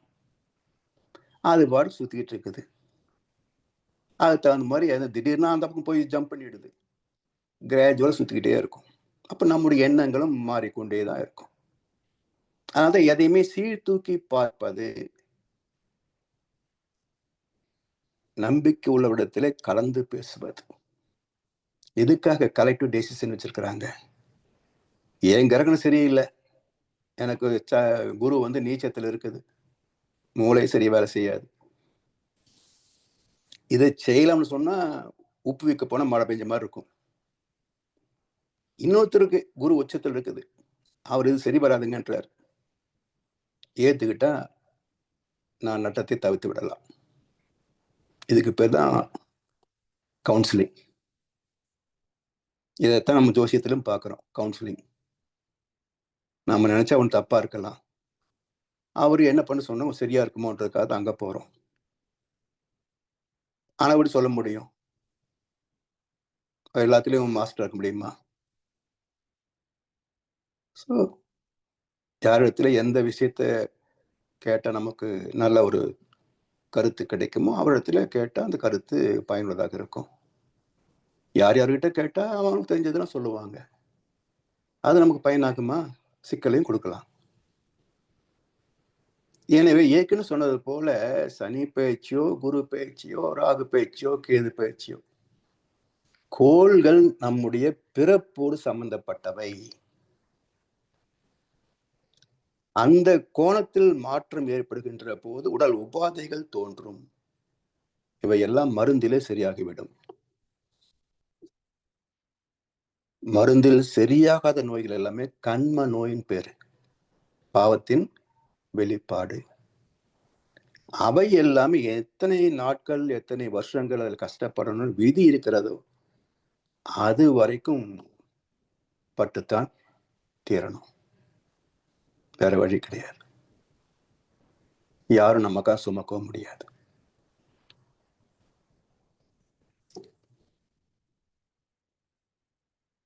அதே போல சனி பயிற்சி ஏற்கனவே சொன்னேன். சரி, இப்போ இந்த நியமாலஜி, நியூமராலஜி, ஜெம்மாலஜி, வாஸ்தாலஜி எல்லாமே அதனுடைய கிளைகள் தான். இப்போ மகரிஷி சொன்ன ஒரு கவி, நன்மை தரும் நவக்கோள்கள் நட்சத்திர கூட்டம், எந்த கோளும் யாருக்கும் எந்த துன்பத்தையும் செய்யாது. அது அதனுடைய இயல்பே கிடையாது. அதனுடைய அலைகள் நம்முடைய கருமையத்தில் ஊடுருவும். இங்கே என்ன இருக்கிறதோ அதை வெளிப்படுத்தும். ஊடுருவுன்ற கோணம் நெகட்டிவா இருந்தா துன்பத்தை வெளிப்படுத்தும், பாசிட்டிவா இருந்தா நன்மைகளை வெளிப்படுத்தும். இங்க உள்ளதுதானே வருது. அதே போல அந்த கோள்கள் எல்லாம் ஊடுருகின்ற போதுதான் வேறு வேறு விதமான பயிர்கள் வருகின்றன. அந்த பயிரை நம்ம பிடிச்சது இருக்கும், பிடிக்காத இருக்கும், ருசி உள்ளது இருக்கும், ருசி இல்லாத இருக்கும். அது தேர்வு செய்ய முடியும். அதே போல இங்க போட்டதுக்கு அப்புறம் தேர்வு செய்ய முடியாது, போடுவதற்கு முன்பே தேர்வு செய்யணும். எண்ணி துணிக கர்மம், துணிந்த பின் எண்ணுவோம் என்பது இழுக்கு. எனவே நன்மை தரும் நவக்கோள்கள் நட்சத்திர கூட்டம். நான் அகத்தே காணுகின்றேன் நடனமாடும் காட்சியாய், உன் பெரிய பேரியக்க ஓமையற்ற ஆற்றலால் உலகங்கள் அத்தனையும் உருளுதே ஒரு கொத்து போல், தன் மயமாய் தான் அதுவாய் தவறிடாது இயக்கும் உன் தன்மையின என்ன என்ன தவமது ஆனந்தமே. அதனால் அதனால் இனிமேற்கொண்டாவது இந்த யூடியூப் ஜோசிய சொல்றதெல்லாம் மூட்டை கட்டி வச்சுட்டு தயவு செய்து கோள்கள் மீது தவறு சொல்லக்கூடாது, குழந்தைகள் மீது தவறு சொல்லக்கூடாது, குழந்தைகளை சபிக்கக்கூடாது. நல்லா செஞ்சாலும் செய்யாமல் விட்டு விட்டாலும் நம் குழந்தைகள், அவங்கள சபிக்கக்கூடாது. அடுத்து என்ன, இந்த பரிகாரம், ஒழுக்கம், வாஸ்து, ராசிக்கல் இதெல்லாம் ஏற்கனவே நமக்கு தெரிந்த விஷயங்கள் தான். அதற்காகத்தான் ஒரு கடைசியில் ஒரு கருத்தை சொல்லி இந்த தலைப்பை நிறைவு செய்திடலாம். இந்த பஞ்சபூத நவகிரகம் ஜோதிடர்கிட்ட நான் போகும்போது சில கோளுடைய அலைவீச்சு சரியில்லை, சனி கிரகம் வச்சுங்களேன், சனி பயிற்சியோ சனியினுடைய 7ஆம் இடமோ 8ஆம் இடமோ என்னமோ வச்சுக்கங்க. உடனே நீங்கள் வந்து திருநள்ளாறு போய் ஒரு அர்ச்சனை அபிஷேகம் பண்ணிட்டு வாங்க அப்படின்னு சொல்லுவார். உடனே போயிட முடியுமா? கோயம்புத்தூர்லேருந்து அது 500-600 கிலோமீட்டர் அந்த பக்கம் இருக்குது. ஏற்கனவே இப்போ கடன் பிரச்சனை. இல்லை இங்கேருந்து போயிட்டு வரணும், குடும்பத்தோடு போயிட்டோன்னு இன்னொரு 2000-3000 செலவாகும். யார்கிட்ட கடன் வாங்குறது? அதை போய் கேட்டு பார்த்து ஏதோ கடன் வாங்கி போயிட்டு வந்தால் நமக்கு சனியுடைய எஃபெக்ட் தீர்ந்து போயிடும் அப்படின்னு ஒரு நம்பிக்கையோடு போய் 4 பேர்கிட்ட கடன் கேட்டு வாங்கி போய் இதோட எனக்கு பிரச்சனைலாம் தீர்ந்ததுன்னு கும்பிட்டு திரும்ப வந்து போன வாரம் திருநெல்வேலி போயிருந்தோம். கஷ்டமெல்லாம் போயிருக்கும். இப்படி அந்த சொல்லப்பட்ட நாளிலிருந்து போயிட்டு வந்து சில நாட்கள் வரைக்கும் திரும்ப திரும்ப நினைக்கிறோம் இல்லையா? திருநள்ளாறு அந்த எண்ணமே வலு சேர்க்கும். எண்ணத்துக்கு வலிமை இருக்குல்ல, அந்த எண்ணம் ஒரு மாற்றத்திற்கான சூழ்நிலை ஏற்படுத்தலாம். அதை விட முக்கியமானது என்னன்னா, இது மட்டும் போய் கிரகத்தை மாத்திரமான அடுத்த கேள்வி வரும் இல்ல, அது மாத்தாது, ஏற்றுக்கொள்ளக்கூடிய மனதை தந்துவிடும். இப்போ ஒன்றும் இல்லை, ஒருத்தர் பேசுறதோ செய்யறதோ எனக்கு பிடிக்கல, இப்படி செய்கிறாங்களேன்னு அதை பார்த்து எரிச்சல் வரும், கோபம் வரும். இதுக்கு பதிலா அவங்க இப்படித்தான் செய்வாங்க. இப்போ என்னாச்சுங்க, அக்செப்டபிலிட்டி. இப்போ அது கோபம் வராது. இதுக்கு தான் இன்னொன்று சொல்லுவாங்க. இப்போ ராகு தோஷம் இருந்ததுனாக்கா சனிக்கிழமைகளில் பெருமாள் கோயிலில் போய் கருடாழ்வாருக்கு நெய் விளக்கு ஏற்றுங்கன்னு சொல்லுவார். இது ஏதோ இந்த நெய் விளக்கு ஏற்றினா நம்ம பிரச்சனை தீர்ந்து போய் நினச்சது நான் போய் பண்ணுறோம். ஆனால் அதனுடைய தத்துவார்த்தம் என்ன சொல்லியிருக்குதுன்னு பார்த்தீங்கன்னா, இப்போ ராகு கேது தோஷம் என்பது பாம்பு சக்தி. பாம்பு எங்கே இருக்குது? இப்போ ஏதோ கூகுளில் பார்க்குறோம், பறக்கும் பாம்புன்னெலாம் பார்க்குறோம். ஆனால் பொதுவாக பாம்பெல்லாம் ஊர்ந்து போகக்கூடிய ஒரு ஜீவன். கருடாழ்வார் உயரத்தில் பறக்கக்கூடிய ஒரு பறவை. இப்போ இதனுடைய ஏரியா ஆஃப் ஆப்ரேஷன் எவ்வளோன்னு பாருங்க. பாம்பு எவ்வளோ நீளமோ அவ்வளோ தூரம் தான் நிலத்தை அளக்க முடியும். இது போகிற தூரத்துக்குள்ள அந்த கருடாழ்வார் எவ்வளோ தூரம் போயிடுதுங்க? ரொம்ப தூரம் போயிடும். அப்போ நான் என்ற ஒரு மையத்தில் நிற்கிற போது துன்பம் பெருசா தெரியும். நீங்க விரிஞ்சு மேல போயிட்டீங்கன்னா துன்பம் சிறுசா தெரியும். இன்னொரு உதாரணம் சொன்னா ஈஸியா புரிஞ்சுக்கலாம். இப்போ ஒரு குவளை தண்ணீர்ல 2 ஸ்பூன் உப்பு கலந்தீங்கன்னா குடிக்கவே முடியாது இல்லையா? இப்போ என்ன பிரச்சனை? 2 ஸ்பூன் உப்பு கலந்துட்டாங்க, அதுல எப்படி குடிக்கிறது? பிரச்சனை எவ்வளவு? 2 ஸ்பூன் உப்பு. இப்ப இதையே ஒரு பெரிய அண்டால 2 ஸ்பூன் உப்பு கலந்தா தெரியுமா உங்களுக்கு? உப்பு இருக்கிறதே தெரியாது. இதே போலத்தான் பாம்பா இருந்தா கஷ்டம் தெரியும், கர்டனா மாறிட்டீங்கன்னா கஷ்டம் தெரியாது. இதுக்கு என்ன வேணும்? நெய் விளக்கு ஏத்தனும். பாலென செல்வது உடலாகும், அதிலே தயிரென கண்டதுங்கள் மனமாகும், வெண்ணெய் திரண்டதுடன் அருளாகும், இந்த நெய் அபிஷேகம் உந்தன் அன்பாகும் இல்லையா? அப்போ நெய் அபிஷேகம் என்னங்க? அன்பு. அன்பே சிவம், இறைநிலை. அப்ப இறைநிலை பற்றிய அறிவு, விளக்கம், விளக்கு, இந்த அறிவை பெற்றுவிட்டால் 1/7. இப்போ சமாளிச்சிடலாம். 1/7 தானே, மனசு லேசாயிடுது இல்லையா? ஸோ நமக்கு அதை தாங்கிக் கொள்ளக்கூடிய மன வலிமை வந்து விடுகிறது. இப்படி தத்துவத்திற்குள் ஆழ்ந்து போகின்ற போது நம்முடைய உண்மையான முன்னோர்கள் மக்கள் நலம் நாடி இவற்றெல்லாம் அறிமுகப்படுத்திய சான்றோர் பெருமக்கள் அவங்க நமக்கு தந்ததெல்லாம் புரிந்து கொள்கின்ற போது அதை நம்ம முழு நம்பிக்கையோடு பயன் கொள்ளலாம். வியாபாரிகளை தவிர்த்து மக்கள் நலம் நாடும் உண்மையான மகான்களை துணை கொண்டு வாழ்க்கையை லகுவாக்கிக் கொள்வோம் என்று சொல்லி வாய்ப்பளித்த அனைவருக்கும் நன்றி பாராட்டி இந்த உரையை நிறைவு செய்கின்றோம். அடுத்த ஒரு முக்கியமான தலைப்பு, பிறப்புக்கு முன் இறப்புக்கு பின் உயிரின் நிலை. இந்த பித்ரு தோஷம் கணக்கு இன்னும் கொஞ்சம் விரிவாக பார்க்க இருக்கிறோம். வாழ்க வளமுடன். வாழ்க வளமுடன் ஐயா. மிக்க நன்றிகள். மிகச் சிறப்பான சிந்தனை உரை. நீங்க ஃபர்ஸ்ட் லைன்ல கொடுத்த அந்த டேக் லைனுக்கு மிக பொருத்தமான உரை இந்த ஜோதிடம், வானியலும் ஜோதிடமும் அப்படிங்கிறது. ஏன்னா எல்லாருக்குள்ளேயும் அந்த நம்பிக்கை, மூட நம்பிக்கை, அவநம்பிக்கை, நம்பிக்கை துரோகம், இது ஒரு டிஃப்ரெண்ட் ப்ரொபோசிஷன்ல இந்த ஒரு ஜோதிடத்தை பத்தி எல்லாருக்குமே ஒரு கருத்து இருக்கும். அதை நீங்க நல்ல உளவியலோட சேர்ந்து நல்லா விளக்குனீங்க.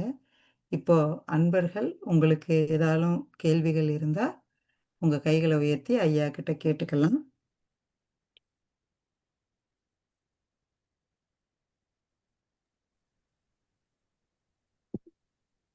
ஐயா வாழ்க வளமுடன் ஐயா.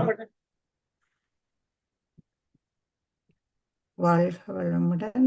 ஐயா. தனா ஐயா. ஓம் ஐயா வாழ்க வளமுடன் ஐயா. வாழ்க வளமுடன் ஐயா, சொல்லுங்கள். ஐயா, இன்றைக்கு இன்றையோட நாலாவது அமர்வு ஐயா. இந்த வானியலும் சோதிடமும் மிகவும் இன்ட்ரெஸ்டிங்காக போய் கொண்டு வந்த ஐயா. நான் ஒரு 1-2க்கு வர முடியாம போச்சுது. ஆனால் நான் அதை யூடியூப்பில் பார்த்து நான் எல்லாம் அருமையாக இருந்தது ஐயா. அருமையாக என்று சொன்னால் அருமையிலும் அருமை. ஏன்னா நான் இதில் கணக்கு அனுபவங்கள் ஐயா, இந்த சாத்திரத்தில் கணக்கு அனுபவப்பட்டு பலவிதமான சந்தேகங்கள் தீர்ந்தது. இதுலையா ஒரு கேள்வி என்று சொல்லி சொன்னால், இந்த இப்போ நீங்கள் ஆரம்பிக்கும் போது மூல நட்சத்திரம், செவ்வாய் தோஷம், பித்திரு தோஷம் தான் ஆரம்பிச்சினீங்க. அப்போ நான் அதில் இந்த செவ்வாய் தோஷத்தை பற்றி கணக்கு சொல்ல போறீங்கன்னு எதிர்பார்த்து நான் அதை சுருக்காக முடிச்சிட்டீங்க. இதில் கேள்வி இருந்தாயா, இப்போ கணக்கு பல இடத்துல எங்கெண்ட இடத்துல எல்லாம் பார்த்து நான் இந்த செவ்வாய் தோஷத்தை வந்து பெரிய ஒரு பயங்கரமான தோஷமாக எடுக்கிறார்கள்.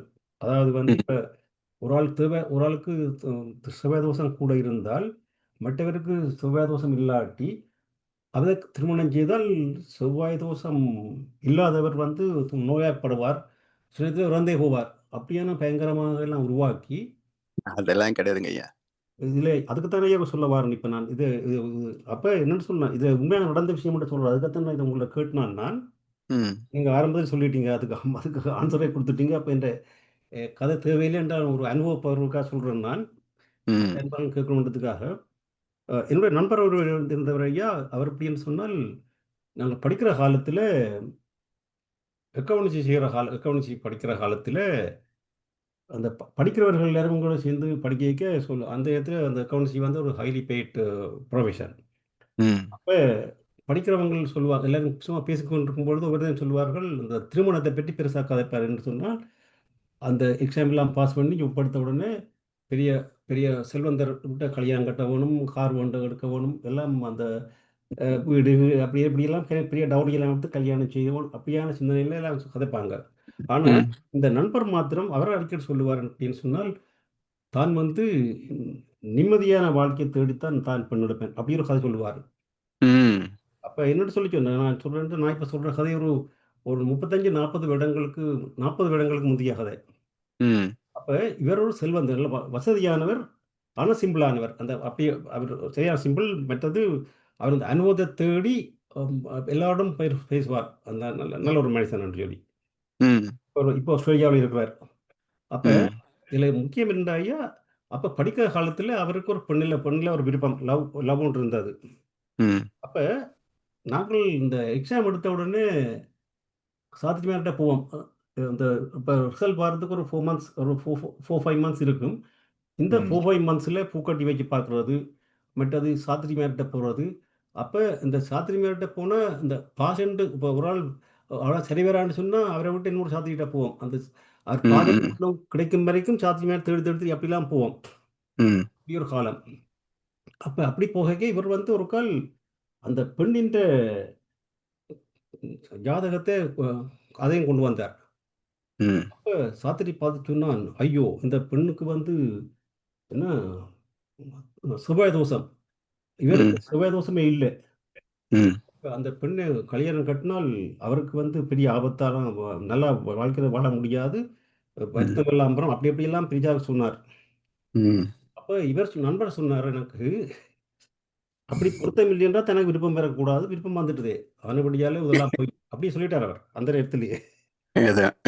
இல்ல ஐயா, அவர் இது பெரிய விஷயம் ஐயா. அப்ப அவர் ம், சொன்னாரு, என்ன சொன்னார் என்று சொன்னால், இது வந்து செவ்வாய் தோஷத்தை விட இது வந்து இந்த செவ்வாய் தோஷம் என்று வந்தா அவர் வேர்ட் ஒன்று பாவிச்சார். சமுதாய தோஷம். அந்த சமுதாய தோஷமே தவிர செவ்வாய் தோஷம் இல்லை. அப்ப ம், அது என்னன்னு கேட்டா அவர் சொன்னது என்று சொல்லி சொன்னால், இப்ப இது எல்லாருக்கும் தெரிஞ்சதுன்னு சொன்னால், இப்படி சமுதாயத்தில இப்படி ஒரு அபிப்பிராயம் இருக்க ம், இவன் செவ்வாய் தோஷம் உள்ளவனை பட்டிவிட்டா இவனுக்கு எங்கேடா சாகுறான், இங்கே கஷ்டப்படுறான்னு இங்கே அப்படித்தான் எதிர்பார்த்து கொண்டு அவையே அப்படியே உருவாக்கி விட்டுவார்கள். ம், அதோட அவர்கிட்ட வீட்டில் வந்து அந்த பெண் வந்து வசதி இல்லை பெருசாக. அப்ப ம், வசதியும் இல்லை, செவ்வாய் தோஷம் என்று கண்டால் அவருடைய வீட்டிலேயே அந்த செவ்வாய் தோஷத்தை வச்சு தட்டி விட்டுவார்கள். ம், அப்ப அவர் என்ன செய்தார்ன்னு சொல்லி சொன்னால், ம், அப்படியே ஒரு சாத்திரியை பிடிச்சு அந்த பெண்ணின் ஜாதகத்தை நல்லா பொருத்தக்கூடிய எழுதி வச்சார். ம், நல்லா பொருத்தம் அப்படின்னு சொல்லி சொல்லி ம். வீட்டில போய் அதை பற்றியெல்லாம் பேசும்போது அவர் வீட்டை இல்ல ஐயா, இது உண்மையான விஷயம் ஐயா. அவர் வீட்டில் வந்து சம்மதிக்கவே இல்லை. அது அ, அந்த சாதத்தை பார்த்தா நல்ல பொருத்தம். அப்ப அ, அந்த சாதத்தை பார்த்தவங்க வந்து அவர் அந்த பெண்ணை கட்டினா பெரிய மகாராஜனா வாழ்வார். சரி. அப்படிலாம் சொல்லி திருமணம் நடந்துடுச்சு. அ, என்னடால் ஐயா, அது என்ன சொல்றேன்னு சொன்னா, அப்ப எங்களுக்கே எங்களுக்கு வந்த ஒரு பயம் ஒன்று இருந்தது. ஆனா இன்று வரை ஐயா, அவர் இன்றைக்கு எல்லாம் பிள்ளை கல்யாணம் கட்டி பேர பிள்ளைகள் அப்படி இப்படி நல்ல பதவியெல்லாம் இருந்து, இப்ப ரிட்டயர் பண்ணி ஆஸ்திரேலியால இருக்கிறார். நல்லாவே வாழ்ந்து கொண்டிருக்கிறார். ஒருத்தருக்கும் தெரியாது ஐயா. இது ஒருத்தருக்குமே தெரியாது. நான் இப்ப உங்களுக்கு சொல்றேன் என்னன்னு சொல்லி சொன்னால், அதுதான், அதேதான். அதாவது பிறப்புக்கு மட்டும் தான் கோள்கள் காரணம். ஆமையா, நம்முடைய எந்த பாவ புண்ணியத்துக்கும் கோள்கள் காரணமே கிடையாது. இத தெளிவா நம்ம நம்பி ஆகணும். இப்ப நீங்க சொன்ன மாரி ஒரு உதாரணம் வச்சு பார்த்தீங்கன்னா, எங்க இத நம்பி அவன் விட்டுருந்தான்னாக்கா வாழ்க்கை வேற மாரி போயிருக்கும் இல்லையா? ஆமையா. அது இல்லையா? அதனால அதெல்லாம் ஒண்ணும் கிடையாது. அது இன்னும் சில பேர் பார்த்தீங்கன்னா, குழந்தை பிறந்த நேரம் நல்லா இருக்கு, சூப்பரா வருதும்பாங்க. குழந்தை பிறந்த நேரம் சரியில்ல, பொறந்ததுலேருந்து எல்லாம் கஷ்டம் பார்த்து கரிச்சு கொட்டுவாங்க. இதெல்லாம் நான் என்னுடைய காலத்துல பார்த்துருக்கேன். அப்படியெல்லாம் எதுவுமே கிடையாது. குழந்தை பிறக்கிற நேரத்துக்கும், நம்ம வர கஷ்டத்துக்கும் எல்லாம் லிங்கே கிடையாதுங்க.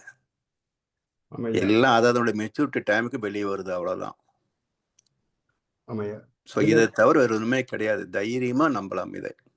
ஆமையா. என்னோட விஷயம் ஐயா என்று சொன்னா, நான் அந்த அ கேள்வி நேரத்தில உங்களை ஒரு ஒரு ஒரு ஒரு அன்பர் ஒரு அம்மா கேள்வி கேட்டாங்கன்னு சொன்னா, அந்த ஆயுதத்தை பற்றி. ம். அப்ப என்னுடைய ஃப்ரெண்ட் ரிலேட்டிவ் அவர் கொஞ்சம் வயசு ஒரு 97 இயர்ஸ் ஓல்டு. ஒரு 3, 4 மந்த்ஸ்க்கு முன்ன இறந்துட்டார் அவர். ம். அருமையான சாத்திரியார்ன்னு சொன்னா, அவர் பெரிய பணம் பணம் குடுத்தா வேண்டுவார். ஆனா பணம் மட்டும் கேட்பதில்ல. சரி.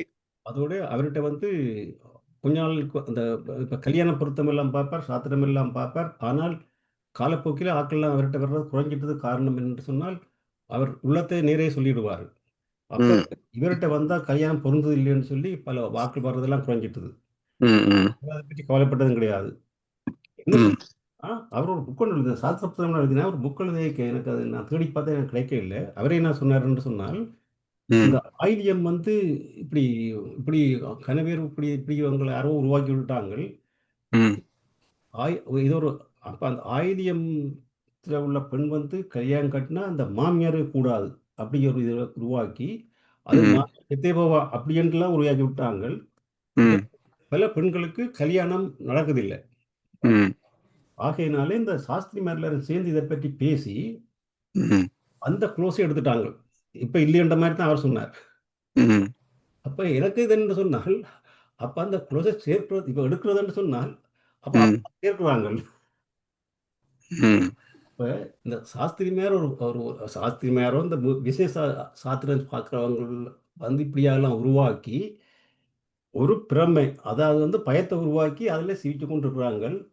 ஆனால் ஐயா, இந்த கவலையான விஷயம் என்ற ஐயா, இந்த செவ்வாய் தோஷத்தால் எனக்கு தெரிஞ்ச பல பேர் ஐயா நல்ல அருமையான கல்யாணம் எல்லாம் குழம்பி இருக்குது அந்த அந்த தோஷத்தை பார்த்து. ஆமா.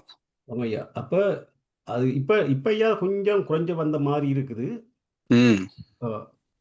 அதனால ஐயா அது ஒரு அது அதனுடைய ஐயா அதெல்லாம் ஐயா இப்போ வரதராஜன் ஐயா நல்ல ஒரு கருத்தை சொன்னார். அந்த ஃபர்ஸ்ட் இதில் சொன்னார் அந்த சாஸ்திரத்தை பற்றி அருமையான கருத்து ஒன்று சொன்னார். சுருக்கமாக சொன்னார், எனக்கு ஞாபகம் இல்லை, நல்ல கருத்தை ஒன்று சொல்லி. அதெல்லாம் ஐயா ஐயா என்ன ஒரு கேள்வி என்று சொல்லி சொன்னால், நீங்கள் திருப்பி சொல்லியிருக்கேன், எனக்கு ஒரு தெளிவுக்காக கேட்குறேன். இந்த பரமாத்மா ஜீவாத்மா பற்றி சொல்லி கொண்டு இன்றைக்கு மாதிரி சொன்னீங்க.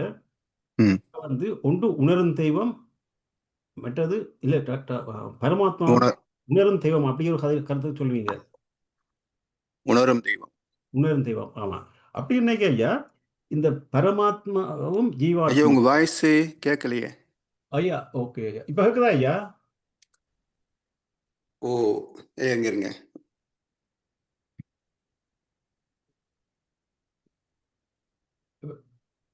இப்போ கேட்குதா ஐயா?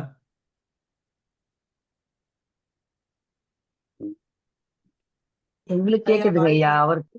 அவருக்கு இது அன்மியூட் பண்ணிருப்பாரா இருக்கும், மியூட் பண்ணிருப்பாரா இருக்கும். என்னுடைய ஒரு நிமிஷம் இதுல போயிருக்கும்னு நினைக்கிறேன். ஸ்பீக்கர்ல இருந்து இதுக்கு கேக்குதா? நீங்க பேசுறது கேக்குதுங்க ஐயா, எல்லாரும் பேசுறது. இது ஸ்பீக்கர் வந்து இதுல போயிடுச்சு. அதான் நார்மல் இதுல போயிடுச்சு. ஓகே ஓகே, இப்போ கேக்குது. கேக்குதா ஐயா? ஓகே ஐயா. கேக்குது. ஓகே. அப்ப ஐயா அந்த பரமாத்மா என்பது வந்து அந்த 13லேருந்து 8 மன அலைச்சுழல். அப்படி இருக்கும்போது இந்த பரமாத்மாவும் ஜீவாத்மாவும் எங்கள்கிட்ட ஒவ்வொரு தரிலும் அந்த பரமாத்மா இருக்குது. அப்படியா ஐயா? அதாவது எப்படி இந்த பிரபஞ்சம் முழுவதும் இறைநிலை குவிந்திருக்கிறது, அதுல ஒவ்வொரு அணுவும் தனித்து செயல்படுகிறது. அது போல ஜீவாந்த களம் இருக்கு, அதுல ஒவ்வொரு மனிதன் ஒவ்வொரு ஜீவனுடைய அந்த ஆத்மான்னு சொல்லக்கூடிய கருமையும் தனித்து இருக்குது. ஸோ நமக்குள்ளேயும் அவருடைய தன்மை இருக்கும். அந்த வேவ் லென்த்னு வரும்போது 13-8 வந்து தூய்மையான ஜீவாந்த களம் பரமாத்மா நிலை. ஆமையா. அப்பையா எங்களுக்கும் 13 to 8 வந்தால் பரமாத்மா நிலைக்கு வந்துடுவோம். ஆமா, ரைட். ஓகே, வாழ்க ஐயா. நன்றி. வாழ்க வளமுடன் ஐயா. அடுத்து யசோதா அம்மா, வாழ்க வளமுடன். வாழ்க வளமுடன்மா. நம்ம இப்ப சாமிஜி கோட்பாடு படிங்க. இந்த மேட்ச் ஃபிக்ஸிங், அதாவது இந்த பொண்ணுக்கு இந்த மாப்பிள்ளை அப்படிங்கிறது எப்படி ஃபிக்ஸ் ஆகுதுங்க பை நேச்சர்? நீங்க ஜாதகம் ஜோசியம் அதெல்லாம் விட்டுருங்க. இப்ப கிறிஸ்டின் முஸ்லீம்ல எல்லாம் அவங்க பாக்குறது இல்ல. அப்ப அந்த கான்செப்ட் படி ஹிந்துஸ்லயுமே அது எப்படி ஃபிக்ஸ் ஆகுதுங்கன்னு கேக்குறேன். இது வெரி வெரி காம்ப்ளிகேட்டட் கொஸ்டின். ஏன்னா இப்ப நாம வந்து இறைநிலை தான் தேர்வு செய்து ஒரு ஆண் பிறக்கிற போதே ஒரு பெண் பிறந்துரும் அப்படின்னு நம்ம இயற்கையில பேசுறோம். ஆனா அவங்கவுங்க ஜாதியில தான் கல்யாணம் பண்ணிக்கிறாங்க. ஆமாங்க. அப்ப இறைவனுக்கு ஜாதி தெரியுமா? தெரியாது. அதனால இந்த மேரேஜ் மட்டும் வந்து வெரி காம்ப்ளிகேட்டட் ப்ரொபோசல். எப்படி வந்து ஒரு குழந்தை பிறக்கிறதுக்கு 14 தலைமுறை அனுபவங்கள் எல்லாம் பாவ புண்ணியத்தை கணக்கு போட்டு அதுக்கான நட்சத்திரத்தை தேர்வு செய்து அந்த நட்சத்திரத்துல கருவாகுதோ, அதே போல இந்த திருமணம் என்ற பந்தமும் மிகவும் காம்ப்ளிகேட்டடான விஷயம். இப்படித்தான் டிரைவ் பண்ண முடியாதுங்க.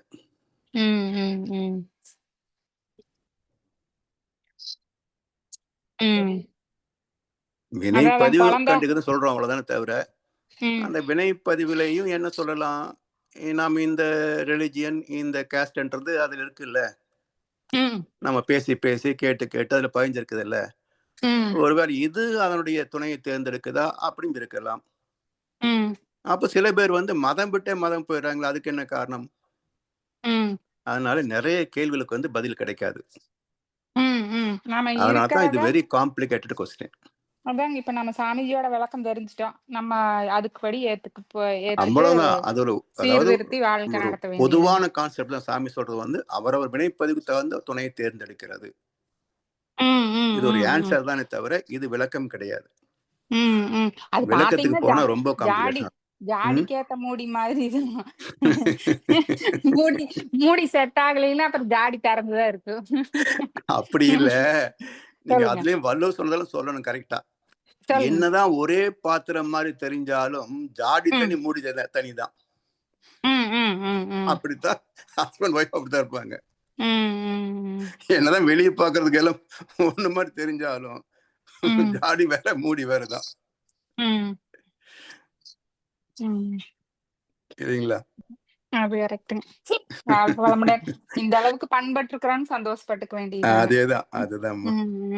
மகரிஷிய புடிச்சிட்டோம் அப்படிங்கிறத ஆமா அதுல ஆமா தெளிவா இருந்துக்க வேண்டியதுதானே. ஆமா. சரி. வாழ்க வாழ்க வளமுடன். வாழ்க வளமுடன்மா. வாழ்க வளமுடன் அம்மா. அடுத்து மைத்திலி தீனதயாளன் அம்மா, நீங்க உங்க கேள்விகளை கேட்கலாம். வாய்ப்புக்கு நன்றிங்கம்மா. வாழ்க வளமுடன் ஐயா. நேத்து வாழ்க நைட்டு வளமுடன். பேசணுமே வந்துட்டேங்க. இன்னைக்கு என்னன்னா, இப்ப எல்லாரும் நல்லா இந்த ஜாதகத்தை சொல்றாங்க இல்ல, என் பையனுக்கு ஆயில்ய நட்சத்திரம் பொண்ணு. எல்லாரும் என்ன சொன்னாங்க, ஐயோ வேண்டாம் ஆயில்யம், அதெல்லாம் ஒண்ணும் செய்யாது, நாங்கெல்லாம் பஞ்சபூத நவத்தை செய்யறோம், ஃபுல்லா எல்லா கோல்டையும் நாங்க ஃப்ரெண்ட் ஆயிட்டோம், ஒன்னும் செய்யாது சொல்லிட்டு ஆயில்ய நட்சத்திரம் அது அவங்க ஜாதகம் எல்லாம் பார்த்தாங்க, பொருந்திடுச்சு, கல்யாணம் பண்ணியாச்சு. இன்னைக்கு 14 வருஷம் ஆச்சு.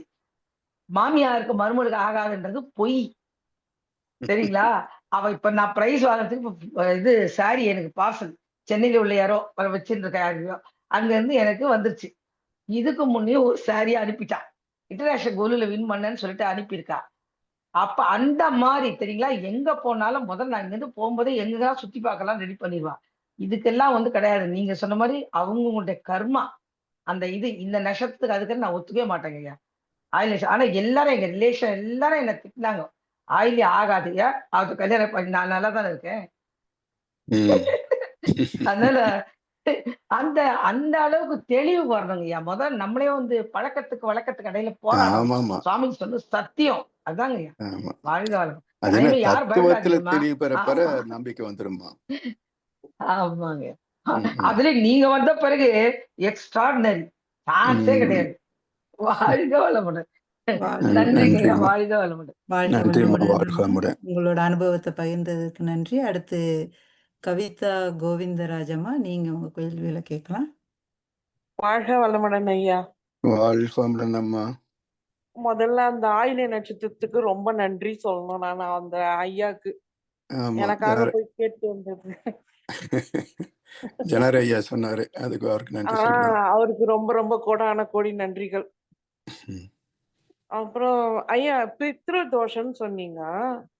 இப்போ வந்து அது வந்து தோஷம் கொடுக்கலன்னா அப்புறம் வந்து வருஷத்துக்கு ஒரு முறை போயிட்டு அவங்களுக்கு வேஷ்டி புடவை படைக்கலன்னா அந்த மாதிரி சொல்றாங்க. அதெல்லாம் எப்படிங்க? அதெல்லாம் இல்லவே இல்லைங்களா? எதுவுமே கிடையாது. எதுவுமே கிடையாது. மாலி அமாவாசையில தோஷம் கொடுக்காதவங்க மாலி அமாவாசையில போய் அதாவது அதுக்கு பேரே வேற, மகாலய அமாவாசை. லயம், ஆலயம், ஆலயம். ஆன்மாவை இறைவனோடு ஒன்றுபடுத்துகின்ற பயிற்சி ஆலயம். இது மகாலயம் அப்படின்னா, இப்போ நம்ம ஐயா பேசிட்டு பாருங்க, அந்த உணர்கின்ற ஆத்மா பரமாத்மா 13 8 அலை. இது ஒரு லயம். இதுக்கு கீழே போற போது பிரபஞ்சத்தோடு இணைகிறோம் 7 to 4. அது ஒரு லயம். அதுக்கு கீழே போற போது 3 to 1. அது ஒரு லயம். இதை விட மிக உயர்ந்தது முழுமையானது எதுன்னா பூஜ்யத்தோடு லயமாவது, சுத்த வழியோடு லயமாவது. அது மகாலயம். அப்ப மகாலய அமாவாசை என்றால் முழுமையாக கும் இருட்டாக இருக்கின்ற அந்த சுத்த வெளியோடு லயமாவது மகாலய அமாவாசை. நம்முடைய முன்னோர்களுக்கு செய்யணும்ன்றாங்க பாருங்க. இப்ப முன்னோர் யாரு? எனக்கு அப்பா அம்மா தாத்தா பாட்டி இப்படியே போனா, பிள்ளைக்கு தந்தை ஒருவன், நம் எல்லோருக்கும் தந்தை இறைவன், அவங்கிட்ட போகும். இப்ப பித்ரு தோஷம் யாருகிட்ட இருக்குதுங்க? இறைவன். கடவுள் செய்த பாவம், இங்க காணும் துன்பம் யாவும் அங்க போகுதா?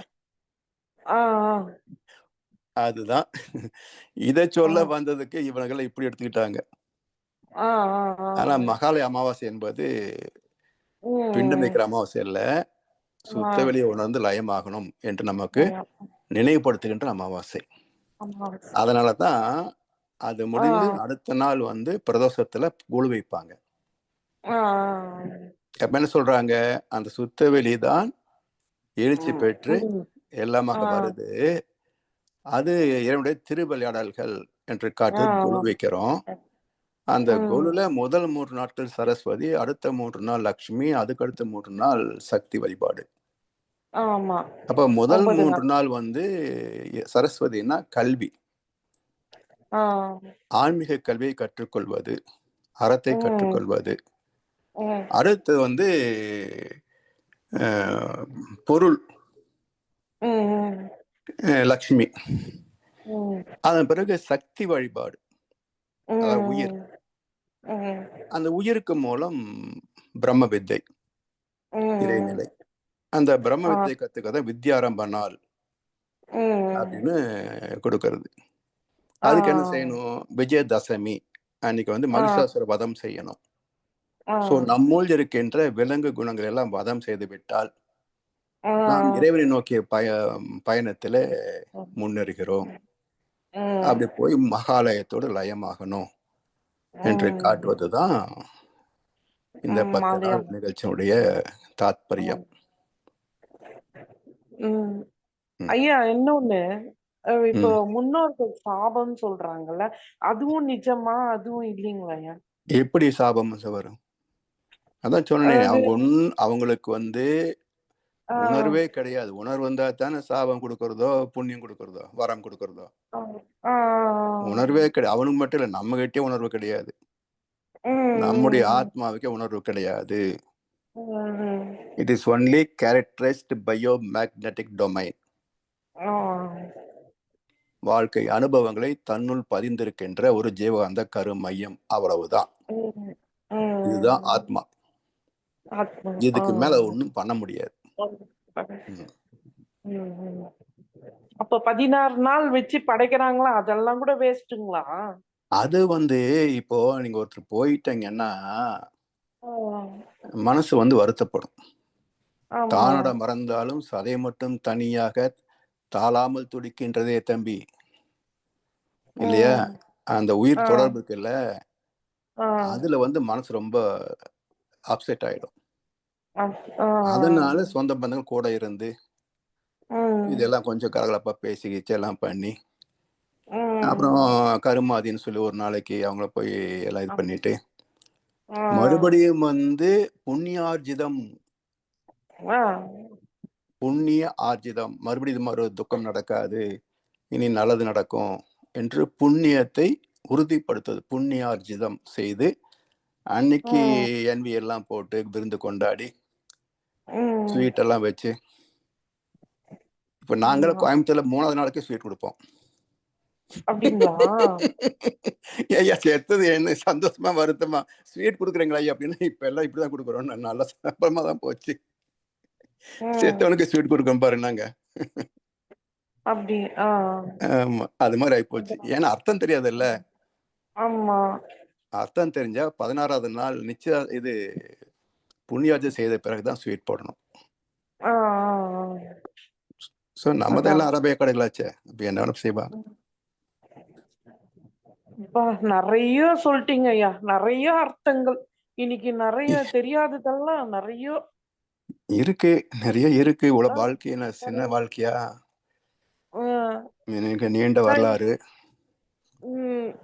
நான் இவ்வளவு நாள் கவலைப்பட்டு இருந்த பையன் இல்ல, நம்ம போன பிறகு யாரும் எதுவும் செய்ய போறது இல்ல அப்படின்னு. யாரும் செய்ய வேண்டியதில்லை. இப்பதான் தெளிவா ஆகுது. ஆமா, இன்னைக்கு காலையில எனக்கு ரொம்ப தெளிவு நான் ஐயா. என்ன சொல்லுவேன்னா, ம். சும்மா ஒரு 10,000 கொடுத்துருங்க, கார்பரேஷன் அவனே வந்து அள்ளி போட்டு போயிடுவான், யாரும் வர வேண்டியது கூட இல்லைன்னு சொல்லுவேன். ஆமா. அதுக்கு மேல இன்னொன்று பயமுத்தி வச்சிருக்கேன். எவனாவது வந்து எனக்கு அது செய்யணும் சொன்னா வச்சுக்கோங்க, நீ என்ன பண்றீங்க, எங்க அப்பா சொல்லிட்டாரு, அப்படியே பண்ணா யார் சொல்றான் அவனை வந்து பேய வந்து அடிச்சிருவேன் சொல்லியிருக்கிறாரு சொல்லு அப்படின்ட்டு. ம். யாரும் சொல்ல மாட்டாங்கல்ல. ஆமா. ஏன்னா அதை பண்ணு இதை பண்ணு அட்வைஸ் பண்ணாண்டனாக்கா எங்க அப்பா இது மாதிரி சொல்லி வச்சிருக்கா சொல்லு, அவன் ஓடியே போயிடுவான், ஒன்றும் சொல்ல மாட்டான் அப்படின்னு. ரொம்ப ரொம்ப நன்றிங்க ஐயா. நீங்க ஆயில நட்சத்திரத்துக்கும் எனக்கு விடை கிடைச்சிச்சு, உங்ககிட்ட இருந்தும் எனக்கு நிறைய கிடைச்சிது. நன்றிம்மா. வாழ்க வளமுடன். வாழ்க வளமுடன். வாழ்க வளமுடன் அம்மா. வாழ்க வளமுடன் அம்மா. ரொம்ப நன்றிகள். ஐயா, கேள்விகள் அவ்வளவுதான். இதோட இந்த வகுப்பை முடிச்சு கொள்ளலாம். சரிங்களாம்மா. சரிங்க. ஓகே, ரொம்ப நன்றிகள் ஐயா. நன்றிம்மா. இவ்வளவு அனைவருக்கும் அழகாக, நன்றிகள். இவ்வளவு எல்லாருக்குமே மனதுல நிறைய கேள்விகள் இருக்கின்ற தலைப்பு இது. வந்து சொல்லி கேள்விகளை, சொல்லாத கேள்விகள் இன்னும் நிறைய பேருக்கு இருக்கு.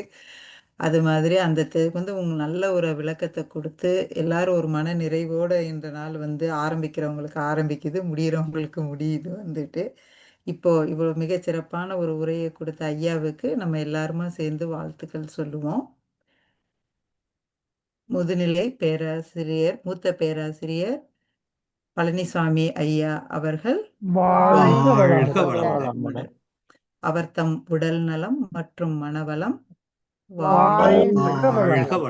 ஐயா அவர்களின் பொருளாதார நலம் அவர் தம் அன்பு குடும்பம் அவர்களின் வேதாத்திரிய தொண்டு